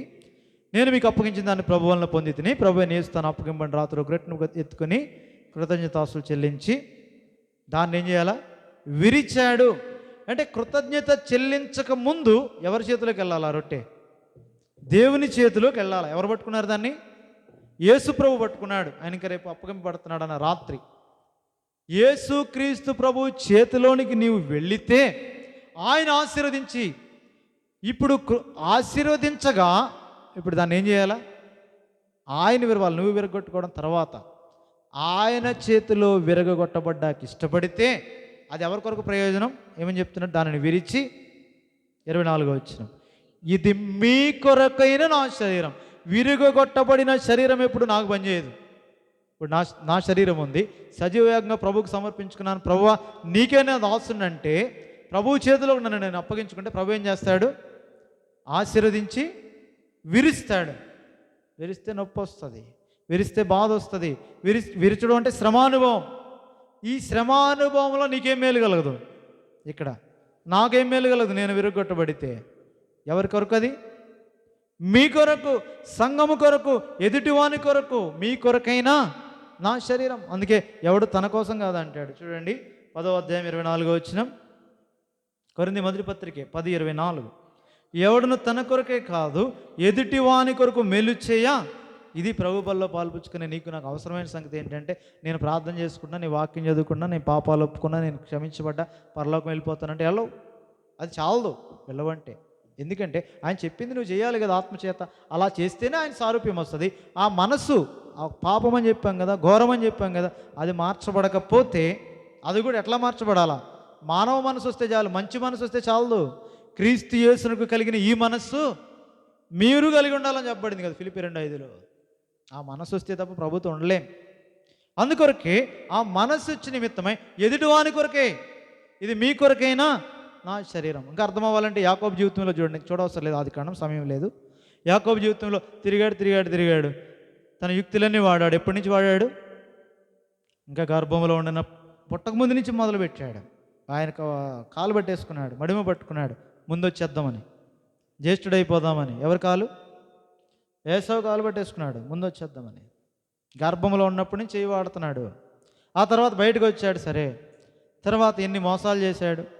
జ్యేష్ఠత్వం కొరకు మోసం, తర్వాత ఇంక ఇట్లా చేసుకుంటేనే తండ్రిని మోసం చేశాడు, అన్నను మోసం చేశాడు, వాడు మామను మోసం చేశాడు. చేసుకుంటూ వెళ్తే దేవుని ఏర్పాట్లో ఉన్నాడు కాబట్టి దేవుడు ఏం చేశాడు? దేవుడు ఏర్పాట్లో నీవు ఉన్నావు కాబట్టి నీవు ఎంత యుక్తిగా దేవుని ఎదుట మనుషులు ఎదుట ప్రవర్తించినా దేవుడు దేనికి దానికి నరుకుతాడు. ఏ జ్యేష్ఠత్వం కొరకైతే తండ్రిని మోసం చేశాడో ఆ జ్యేష్ఠత్వం కొరకు ఆ జ్యేష్ఠురాలి తండ్రి యాకోబుని మోసం చేశాడు. ఈయన 7 సంవత్సరాలు కొలువు చేస్తే ప్రేమించిన ఆమె కొరకు కొలువు చేస్తే ఎవరిని ఇచ్చాడు? మా దేశం మర్యాద అదని చెప్పి ఎవరిని పెట్టాడు? ఎలయాని ఇచ్చాడు. భూమి మీద అన్ని సెట్ అయిపోతాయి. ఏ ఆస్తి అంతస్తుల కొరకై తండ్రిని మోసం చేసి ఇక్కడ అన్నను మోసం చేశాడో అక్కడ అంతకన్నా గొప్ప మోసగాన్ని పెట్టాడు. అక్కడ ఎవరైనా లాభాన్ని పెట్టాడు. అన్నీ అయిపోయినాయి. ఎక్కడికెక్కడ భూమి మీద సెట్ చేసుకుంటూ వచ్చాడు. ఏ ఏ విషయాల్లో మోసగించాడో వాటిలో అంతకంటే ఎక్కువ మోసపోయేటట్టు చేశాడు. కానీ దేవుడు వదిలిపెట్టట్లే, అలాగే తీసుకొచ్చాడు. చివరికి ఒంటరివాడు అయిపోయాడు, ఒక్కడైపోయాడు. ముందు ఏదో ఆరాధిస్తున్నట్టు కనబడతాడు అంతే. దేవుని మందిరం ప్రత్యక్షత ఇవ్వబడింది ఆ 28వ అధ్యాయం ఆదికాండంలో. ఇంకెవడికి లేదు. దేవునితో కూడా వ్యాపారం మాట్లాడేస్తున్నాడు. నీవు నన్ను క్షేమంగా తీసుకొస్తే నా మార్గమంత్రుల్లో తోడై ఉంటే అప్పుడు నీకు మందిరం కడతానన్నాడు. దేవుడికి మందిరం కట్టమని అడిగాడా ఏమి? దేవునితో సైతం అట్లా మాట్లాడుతున్నాడు. ఇప్పుడు ఒంటరివాడు అయిపోయాడు. అన్న తరుముకు వస్తున్నాడు, అన్నను కలుసుకోవడానికి వెళ్తున్నాడు. ఆయన ఎదుర్కొంటున్నాడని అర్థమైంది. ఒక్కడైపోయాడు. ఆ రాత్రి వేళ ఒక్కడే ఉన్నాడు. ప్రభు వచ్చాడు. ప్రభు అంటే ప్రభు దూత వచ్చాడు. ఇప్పుడు యాకోబు దేవునితో ఏం చేశాడు? పోరాడెను అని రాయబడింది. ఎక్కడ? ఆదికాండంలో. హోషేయ గ్రంథంలో రాస్తాడు, యాకోబు మగసిరి గలవాడై పోరాడాడు. మగసిరి అంటే ఏంటి? మానవ లెక్కల్లో మగసిరి అంటే కొట్టడం లేదంటే బలం ప్రదర్శించడం. దేవుని లెక్కలు అలా కాదు. కన్నీళ్లు విడిచుచు బ్రతిమాలెను అని రాయబడింది. హోషేయ గ్రంథం 8-12 అధ్యాయంలో కనబడుతూ ఉంటుంది. మెటుకు మగసిరి గలవాడై పోరాడి కన్నీళ్లు విడిచుచు బతిమాలుకున్నాడు. నీవు నన్ను ఆశీర్వదించితేనే కానీ నేను నిన్ను, అంతేగాని దేవునితో ఎవడు పోరాడతాడు? పోరాడు ఎలా గెలవగలడు? అలా కాదు, అర్థం అది కాదు. మెటుకు అప్పుడు ఉద్దేశం ఏమంటే దేవుడు ఆశీర్వదించాడు. ఎట్లా ఆశీర్వదించాడంటే నీ పేరేంటన్నాడు. ఏమని చెప్పాడు అప్పుడు? నా పేరు యాకోబే. ముందేమన్నాడు? తండ్రి అడిగితే నీ పేరేంటంటే ఏమన్నాడు? నీ జ్యేష్ఠ కుమారుడినైనా ఏశావుని అన్నాడు. కళ్ళు కనపడండి తండ్రిని మోసం చేయొచ్చు కానీ ఈ దేవుణ్ణి నా వల్ల కాదనుకున్నాడు. ఏమన్నాడు? నేను యాకోబునే. సరే నేను నిన్ను ఆశీర్వదిస్తానని చెప్పి గాయం చేశాడు. ఇప్పుడు కాళ్ళను ఒక దెబ్బ కొట్టాడు, విరిచాడు. విరువబడిన యాకోబు ఇప్పుడు ఏం చేయబడ్డాడు? ఆశీర్వదించబడ్డాడు. ఆశీర్వదించబడిన తర్వాత కూడా ఆయన మారలేదనుకోండి, వెంటనే ఆయన అడిగాడు కదా, నేను కూడా పేరు అడిగేశాడు. ఏంటిది? నీ పేరేంటి అన్నాడు దేవుణ్ణి. ఎవరు? యాకోబు. దేవుడు చెప్తాడా? నా పేరు ఎందుకు అడుగుతున్నావు అన్నాడు. వెళ్ళిపోయాడు దేవుడు. యాకోబు కూడా వెళ్ళిపోయాడు. యాకోబు మళ్ళీ యుక్తి ప్రయోగించాడు. యాకోబు మళ్ళీ తప్పిపోయాడు. యాకోబు మళ్ళీ 34వ అధ్యాయం 33వ అధ్యాయంలో పొరపాట్లు కూడా వెళ్ళాడు. ఎక్కడైతే బేతేలికి వెళ్ళాలో మర్చిపోయాడు. శకంలో గుడారాలు వేసుకున్నాడు, పశువులకి పాకలు వేసుకున్నాడు. ఈమె బయలుదేరింది కుమార్తె, అంతా వేగి చూస్తానని చెప్పి మొత్తం ఏం చేసింది? వ్యవహారం అంతా మార్చింది. అక్కడ వీళ్ళు కుమారులు ఏం చేశారు? షిమియోను లేవి అని వారు చంపి పడేశారు. సున్నతి చేసుకున్న వాళ్ళు చేసుకున్నట్టు. అలా బాధలో ఉంటే యాకోబునకు మిక్కిలి బాధ కలిగింది. ఇప్పుడు ఆదికాండం 35వ అధ్యాయంలో దేవుడు యాకోబుతో అన్నాడు, మొదట నీకు కనబడిన చోటికి బయతేలికి వెళ్ళి బలిపీఠం కట్టన్నాడు. అక్కడ బలిపీఠం కట్టడానికి వెళ్తే అన్నీ తీసేశాడు. ఇప్పుడు అన్నీ తీసి అన్నీ అక్కడ దాచిపెట్టి వృక్షం క్రింద పెట్టేశాడు. ఇప్పుడు దేవుని భయం చుట్టూ ఉన్న వారి మీదకి వచ్చింది. 5వ వచనంలో ఎవడు తరం లేదు. ఆ తర్వాత దేవుడు చెప్పాడు, నా పేరిది సర్వశక్తి గల దేవుడిని. ఇప్పుడు ఆశీర్వాదం ఏంటో చెప్పాడు. విరిచిన తర్వాత ఆశీర్వాదం ఏంటో చెప్తాడు. అంతెందుకు? 13వ అధ్యాయము మత్తయి సువార్తలో 13వ అధ్యాయంలోనే 5 రొట్టెలు 2 చేపలు చిన్నపిల్లవాడు తెచ్చాడు. ఏం చేశాడు? ఆయన ఆశీర్వదించి కృతజ్ఞత చెల్లించి ఏం చేశాడు? విరిచాడు. విరవపద ఆశీర్వాదం లేదు. తెచ్చిన 5 రొట్టెలే. ఆకాశం వైపు కన్నులు ఎత్తాడు, కృతజ్ఞత చెల్లించాడు, ఆశీర్వదించి దాన్ని విరిచాడు. పంచు అందరికీ. అన్ని 12 గంపలు నిండా వచ్చేసినాయి ఒక్కసారి వారికి. వాళ్ళు ఏం చేశారు? వాళ్ళు ఇలా అన్నీ వడ్డించారు. 50 మంది 100 మందిని కూర్చోబెట్టి వడ్డించారు. వడ్డించగా మళ్ళీ ఏమైంది? మళ్ళీ శిష్యులు వచ్చారు. అయ్యా వడ్డించాం, తిన్నారు, తృప్తి పొందారా? ఫుల్గా తిన్నారు. వాళ్ళకంతా అడగండి. ఇంకా లేదు, ఫుల్గా మొత్తం తిన్నారు. మిగిలినవి కదా కొన్ని, అవన్నీ తీసుకురండి అన్నాడు. మిగిలినవి తెస్తే ఎన్ని వచ్చినాయి? మళ్ళీ 12 గంపలు వచ్చినాయి. వాళ్ళ తిన్నది లేదు, వీళ్ళు పెట్టింది లేదు. అద్భుతం అంటే అదే. కానీ ఆకలి ఏమైంది? ఆకలి అంతా తీరిపోయింది. సమృద్ధి అయిన ఆహారం వారికి తీసుకున్నారు. ఇది దేవుని అద్భుతం. నీ ద్వారా నా ద్వారా కూడా చేయించాలని కోరుతున్నాడు. మనమే అట్టి విశ్వాసం లేదు. అందుకే ప్రభు జ్ఞాపకం చేస్తున్నాడు. మనం అనుకుంటాం మన వల్ల ఏమవుద్ది, మనకేంటి. కాదు, నీతో నీ దేవుడు ఉంటే నీ వల్ల కాదు, చేసేది ఆయన. చేసేది ఆయన, పేరు నీకు ఇస్తున్నాడు. ఎప్పుడు అంటే ఆయన చేతిలో నువ్వు విరుగొట్టబడ్డాక ఇష్టపడితే అప్పుడు నిన్ను ఆశీర్వాదకరంగా మారుస్తాడు. అదే ప్రభు బల యొద్ద ప్రభు శరీరం యొక్క వివేచనది. ప్రియ సహోదరుడు సహోదరి, ఆ నిత్య రాజ్యం కొరకే సిద్ధపరచబడుతున్న నీకు మనస్సు మారాలి. దాని కొరకే మొట్టమొదటి ప్రభు కొరకు నువ్వు పని చేయాలంటే నీ ఇష్టం చంపేసుకోవాలి. అదే అక్కడ చెప్తాడు 12వ అధ్యాయం 1-2 వచనాలు రోమాపత్రికలు అదే అంటాడు. కాబట్టి సహోదరులారా, పరిశుద్ధమును దేవునికి అనుకూలమైన సజీవయాగంగా మీ శరీరములను ఆయనకు సమర్పించుకోండి. సజీవయాగంగా ఆయనకు సమర్పించుకోండి. దేవుని వాత్సల్యమును బట్టి మిమ్మను బతిమాలుతున్నాను. ఇట్టి సేవ మీకు యుక్తమైనది, అంతేగాని ఈ లోక మర్యాద వద్దు. మీకు ఈ లోక మర్యాదను అనుసరించొద్దు. ఉత్తమమును అనుకూలమును సంపూర్ణమైన దేవుని చిత్తం మీద పరీక్షించి తెలుసుకున్నట్లు మీ మనస్సు మారి నూతన ఒకటి వలన రూపాంతరం చెందండి. అది మొదటి 2 వచనాల్లో చెప్పేది. మనస్సు మారాలా, మార్పు చెందిస్తాడు.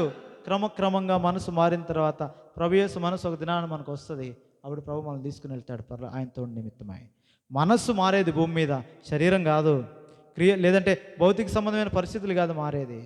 ఇవ్వడా, ఇస్తాడు. నీకు ఏదో అవసరమో దానికంటే శ్రేష్టమైనది ఆయన నీకు ఇస్తాడు. అయితే ఆయన చేతిలోని విరగొట్టుబడ్డాక ఇష్టపడాలి. ప్రభు బల్లో పాలు పుచ్చుకొనక ముందు ఈ తీర్మానం కలిగి ఉందా? ప్రభు బల్లో పాలు పొందాలంటే ఆయనతో నీకు సహవాసం ఉండాలంతే. ఆయన చెప్పింది చేయాలా, ఆయనకి లోబడాలా. అలాగూ క్రమక్రమంగా నీ మనసు మారాలి. ఒకసారి మారేది కాదు. అందుకే దీని కొరకే ఒక క్రమం పెట్టాడు. ఒక సంఘం పెట్టింది ఊరికే కాదు, సంఘం నమూనా పెట్టింది క్రొత్త నిబంధనలు ఊరికే కాదు. ఎందుకంటే ఒంటరిగా ఏ అవయవం ఈ వేలు ఉంది, ఒంటరిగా ఏ పని చేయలేదు. అది ఆ చేతిలో ఉండవలసిందే. ఇక్కడ వేరే ఎక్కడ ఉంటానంటే కుదరదు. ఈ చేతితోనే ఉండాలా, ఇక్కడే ఉండాలా, దాంతో సరిపడే ఉండాలా. ఈ చేయి మళ్ళీ దీనికి జాయిన్ చేసి ఉండాలా, శిరస్సు యొక్క ఆధీనం తీసుకోవాలా. ఈ చేతికి శక్తి రావాలంటే నేరుగా చేయి తిందు, ఆహారం ఎత్తింటది, నోరు తినాలా, లోపల ప్రాసెస్ జరగాల, శక్తి ఉత్పన్నం అవ్వాలా, అన్నిటికీ వెళ్తుంది. క్రమమే. అది ఎప్పుడైతే మర్చిపోతామో, నేను ఒంటరిగా ఏదైనా చేసేస్తానంటే అయ్యే పని కాదు. క్రీస్తు శరీరం అనే సంఘంలో నీకు నాకు భద్రత ఇచ్చాడు. ఆ సంఘాన్ని శత్రువు ఏం చేయలేడు. ఒంటరిగానే మనల్ని ముట్టుకుంటాడు, కానీ సంఘాన్ని మాత్రం శత్రువు ఏమి చేయలేడు. సంఘంలో ప్రవేశించడానికి మనకి హక్కు లేదు, అధికారం లేదు, నీవిస్తే తప్ప. అందుకే ప్రియ సహోదరుడు సహోదరి, సంఘం అనే దర్శన క్రమాన్ని అందుకే ఇచ్చాడు. అందుకే సంఘముగా కూడి ప్రభు దినాన ప్రభు ఇచ్చిన మాట చొప్పున ప్రభుని సంతోషపెట్టి ఆరాధించే ఆధిక్యత, ప్రభు యొక్క మాటకు లోబడి ఆయన సారూప్యత వాక్యంలో నుండి ఎరిగి ప్రభు బల్లలో ప్రభు శరీరం అనే వివేచనతో పాల్పుచ్చుకున్నట. ఆ తర్వాత ప్రభు యొక్క పనిని లోకంలోకి వెళ్ళిన తర్వాత ప్రభు చిత్తానుసారంగా శోధనను జయించి చేయగలగాలి. చివరిలో ఒక మాట ఏమంటే, ప్రభు బల్ల ఎవరికి ఇస్తాడంటే ఎవడైతే రాజీ పడ్డో వాడికి. ఉదాహరణకి ఆదికాండం 14వ అధ్యాయంలో ప్రభు బల్ల మెల్కీసెదకు తీసుకొచ్చాడు. ఎవరికి ఇచ్చాడు? మెల్కీసెదకు రొట్టె ద్రాక్షారసాన్ని ఎవరికి ఇచ్చాడు? ఆదికాండం 14వ అధ్యాయంలో అబ్రహాముకి ఇచ్చాడు. ఇంకెవరికి ఇవ్వలే. అబ్రహాం ఇంట పుట్టి అలవర్చబడిన 318 మంది దాసులు కూడా ఆయనతో ఉన్నారు, వాళ్ళకి ఇవ్వలే. ఇంకా ఆనేరు, ఇంకా వాళ్ళు కూడా ఉన్న వాళ్ళు ఉన్నారు, వాళ్ళకు కూడా ఇవ్వలే. మమ్రే, ఎష్కోల్, వాళ్ళకి కాదు ఇచ్చింది, అబ్రాహాముకి ఇచ్చాడు. ఎందుకు ఇచ్చాడు? రాజీ పడలేదు. ఎలాగూ మనకు అర్థమవుతుంది అంటే చివరి వచనంలో చెప్తాడు 14వ అధ్యాయంలో, ఆ పడుచువారు భుజించినది తప్ప, వాళ్ళందరూ కూడా ఆయా భాగాలు కోరుకొని వచ్చారు, అవి తప్ప మిగిలిన నువ్వే ఉంచుకో అంటాడు సొదొమరాజుతో అబ్రహాం.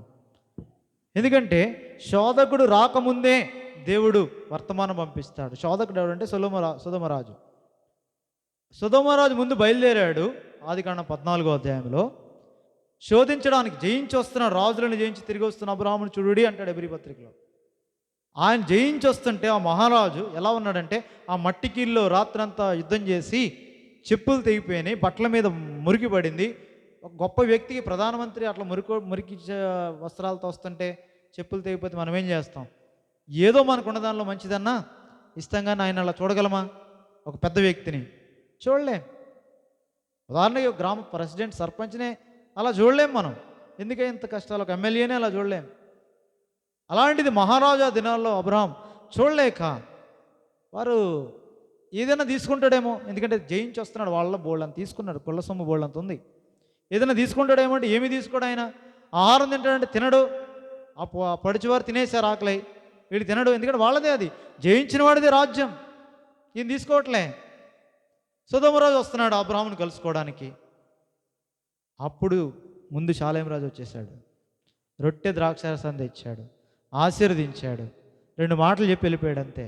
ఆకాశములకు భూమికి సృష్టికర్త సర్వోన్నతుడు నిన్ను ఆశీర్వదించాడు, నీ శత్రువులు నీ చేతికి అప్పగించిన నీ దేవుడైన యెహోవా వల్ల నీవు ఆశీర్వాదం పొందుతావు. ఈ 2 మాటలు చెప్పాడు. ఆయన ఏమి ఇవ్వలేదు సరి కదా, ఈయన ఆయనకి దశమభాగం ఇచ్చి ఆయన ఏం చేశాడు, పంపించాడు. ఇప్పుడు శోధకుడు వచ్చాడు. ఉద్దేశం ఎందుకు చెప్తున్నానంటే, బల్ల దగ్గర శోధకుడు రాడు, మందిరంలోకి రాడు. ఇది పాలు పొంది బయటికి వెళ్తావు చూడు, అప్పుడు వస్తాడు శోధకుడు. అప్పుడు నీ ఇంట్లో, అప్పుడు బయట, అప్పుడు లోకంలో, అప్పుడు నీ పని చేసే చోట అక్కడికి వస్తాడు. ఇక్కడికి ఎందుకు వస్తాడు? ఇక్కడ అందరూ పరిశుద్ధంగానే ఉండగలం, అక్కడ చూపించాలా. అక్కడ దేని బట్టి చూపిస్తాం, మనందరం మనం చూపించలేం, ఆ శక్తి మనకు లేదు. అక్కడ వాక్యాన్ని చూపించాలా, జ్ఞాపకం చేసుకోవాలి. అక్కడ వాక్యం ఏం జ్ఞాపకం చేయబడింది? అబ్రాహాముకు జ్ఞాపకం వచ్చింది. ఇప్పుడు వాడు వచ్చి అన్నాడు, సొదొమరాజు తర్వాత వచ్చి మనుషులు నాకు ఇచ్చి ఆస్తి పట్టుకెళ్ళిపో అన్నాడు. నిజానికి ఆస్తి అబ్రాహాముదే, మనుషులు కూడా ఎవడు చేయిస్తే వాళ్ళదే. మనుషులు నాకు ఇచ్చి ఆస్తిని అంటే తర్వాత చదువుకోండి, ఆదికాండం 14వ అధ్యాయం. కాబట్టి ఇలాగ ఎప్పుడైతే సొదొమరాజు అన్నాడో, అబ్రాహాము అంటాడు, నేనే అబ్రాహామును ధనవంతునిగా చేశానని నువ్వు చెప్పుకొనుకున్నట్లు నీ చెప్పులు వారొద్దు, నీ దగ్గర నూలు పోగు కూడా నాకు అక్కర్లేదన్నాడు. ఎందుకన్నాడంటే, ఇది కాదు బహుమానం, బహుమానం అంటే అయింది. ఎందుకంటే ఆశీర్వదించినవాడు వర్తమానం ఇచ్చి వెళ్ళిపోయాడు, రొట్టె ద్రాక్షారసం పట్టుకుని. ఏంటో వర్తమానం? ఆకాశములకు భూమికి సృష్టికర్త సర్వోన్నతుడైన దేవుని వల్ల నీవు ఆయన ఆశీర్వదిస్తే భూ సంబంధమైన నీవు ఉంటే ఏడిపోతాయండి, దేవుడు తర్వాత ఇస్తాడు. లేవు, ఓ లేమిలో ఉన్నాడు, అయినా సరే నాకు అక్కర్లేదు అన్నాడు. ఆకలేస్తుంది, అవసరం లేదు. చెప్పులు తెగిపోయినాయి, అక్కర్లే. బట్టలు మాసిపోయినాయి, అక్కర్లే. నూలు పోగు కూడా అక్కర్లే. అయితే అప్పుడు పడిచివారు భుజించేశారు కాబట్టి అది వాళ్ళకి రావాల్సిన భాగాలు నాతో పాటు వచ్చారు కాబట్టి వారికి ఇచ్చేసాలు. వచ్చేసాడు అబ్రహాం.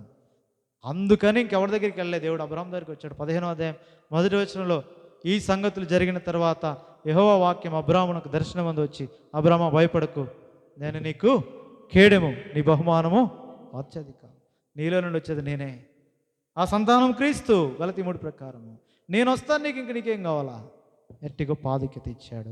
ప్రియ సహోదరుడా సహోదరి, ప్రభు వల్ల యొద్ద నిన్ను ఒక గొప్ప వ్యక్తిగా ఈ లోకములో ఆయన కొరకైన గొప్ప సాధనంగా ప్రభు వాడుకోవడానికి ఇష్టపడుతున్నాడు. నీవు ఆయన చేతిలోకి వెళ్ళావా? ఆయన చేత విరగొట్టబడ్డానికి ఇష్టపడుతున్నావా?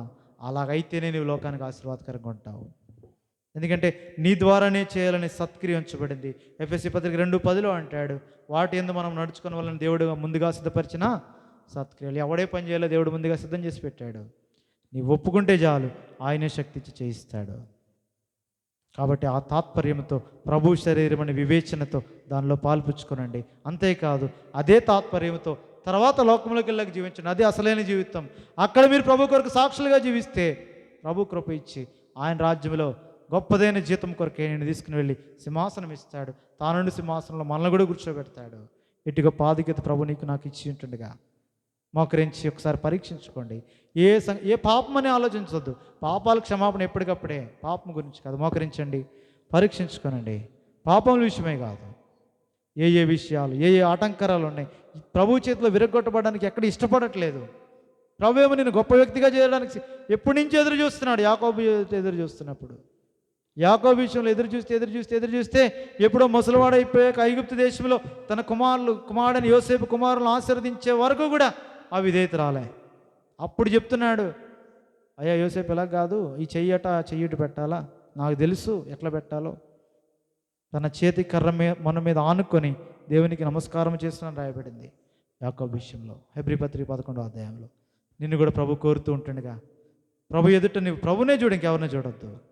ప్రభు నేను ఒక గొప్ప వ్యక్తిగా చేయడానికి ఇష్టపడుతున్నాడు. గొప్ప వ్యక్తి అంటే భూ సంబంధంగా రాజుగా కాకపోవచ్చు, అధికారి కాకపోవచ్చు, కానీ భూమి మీద కూడా అధికారం ఇస్తున్నాడు. అన్ని నీకు లోబడే నిమిత్తమై.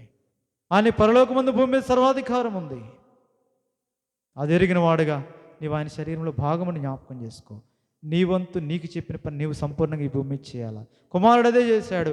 17:4 యోహాను సువార్తలు అంటాడు, చేయుటకు నీవు నాకు ఇచ్చిన పని సంపూర్ణంగా నెరవేర్చి భూమి మీద నేను మహింపరిచానంటుండగా, నీ ద్వారా నా ద్వారా తండ్రికి మహిమ రావాల్సి ఉంటుండగా ఇంక ఎంతకాలం నీ పనిని వెరగక నామకార్థ పరిస్థితుల్లో జీవిస్తావు. ఒక సంఘం దర్శనం క్రమము దేవుడు పెట్టినాడు కదా, దానికి లోబడు, దైవ చిత్తానుసారంగా కొనసాగు, వాక్యానికి లోబడు, ఆత్మకు లోబడు. అట్టి తీర్మానంతో బలలో పాల్పుచ్చుకో, అప్పుడు దేవుడు నిన్ను ఆశీర్వదిస్తాడు.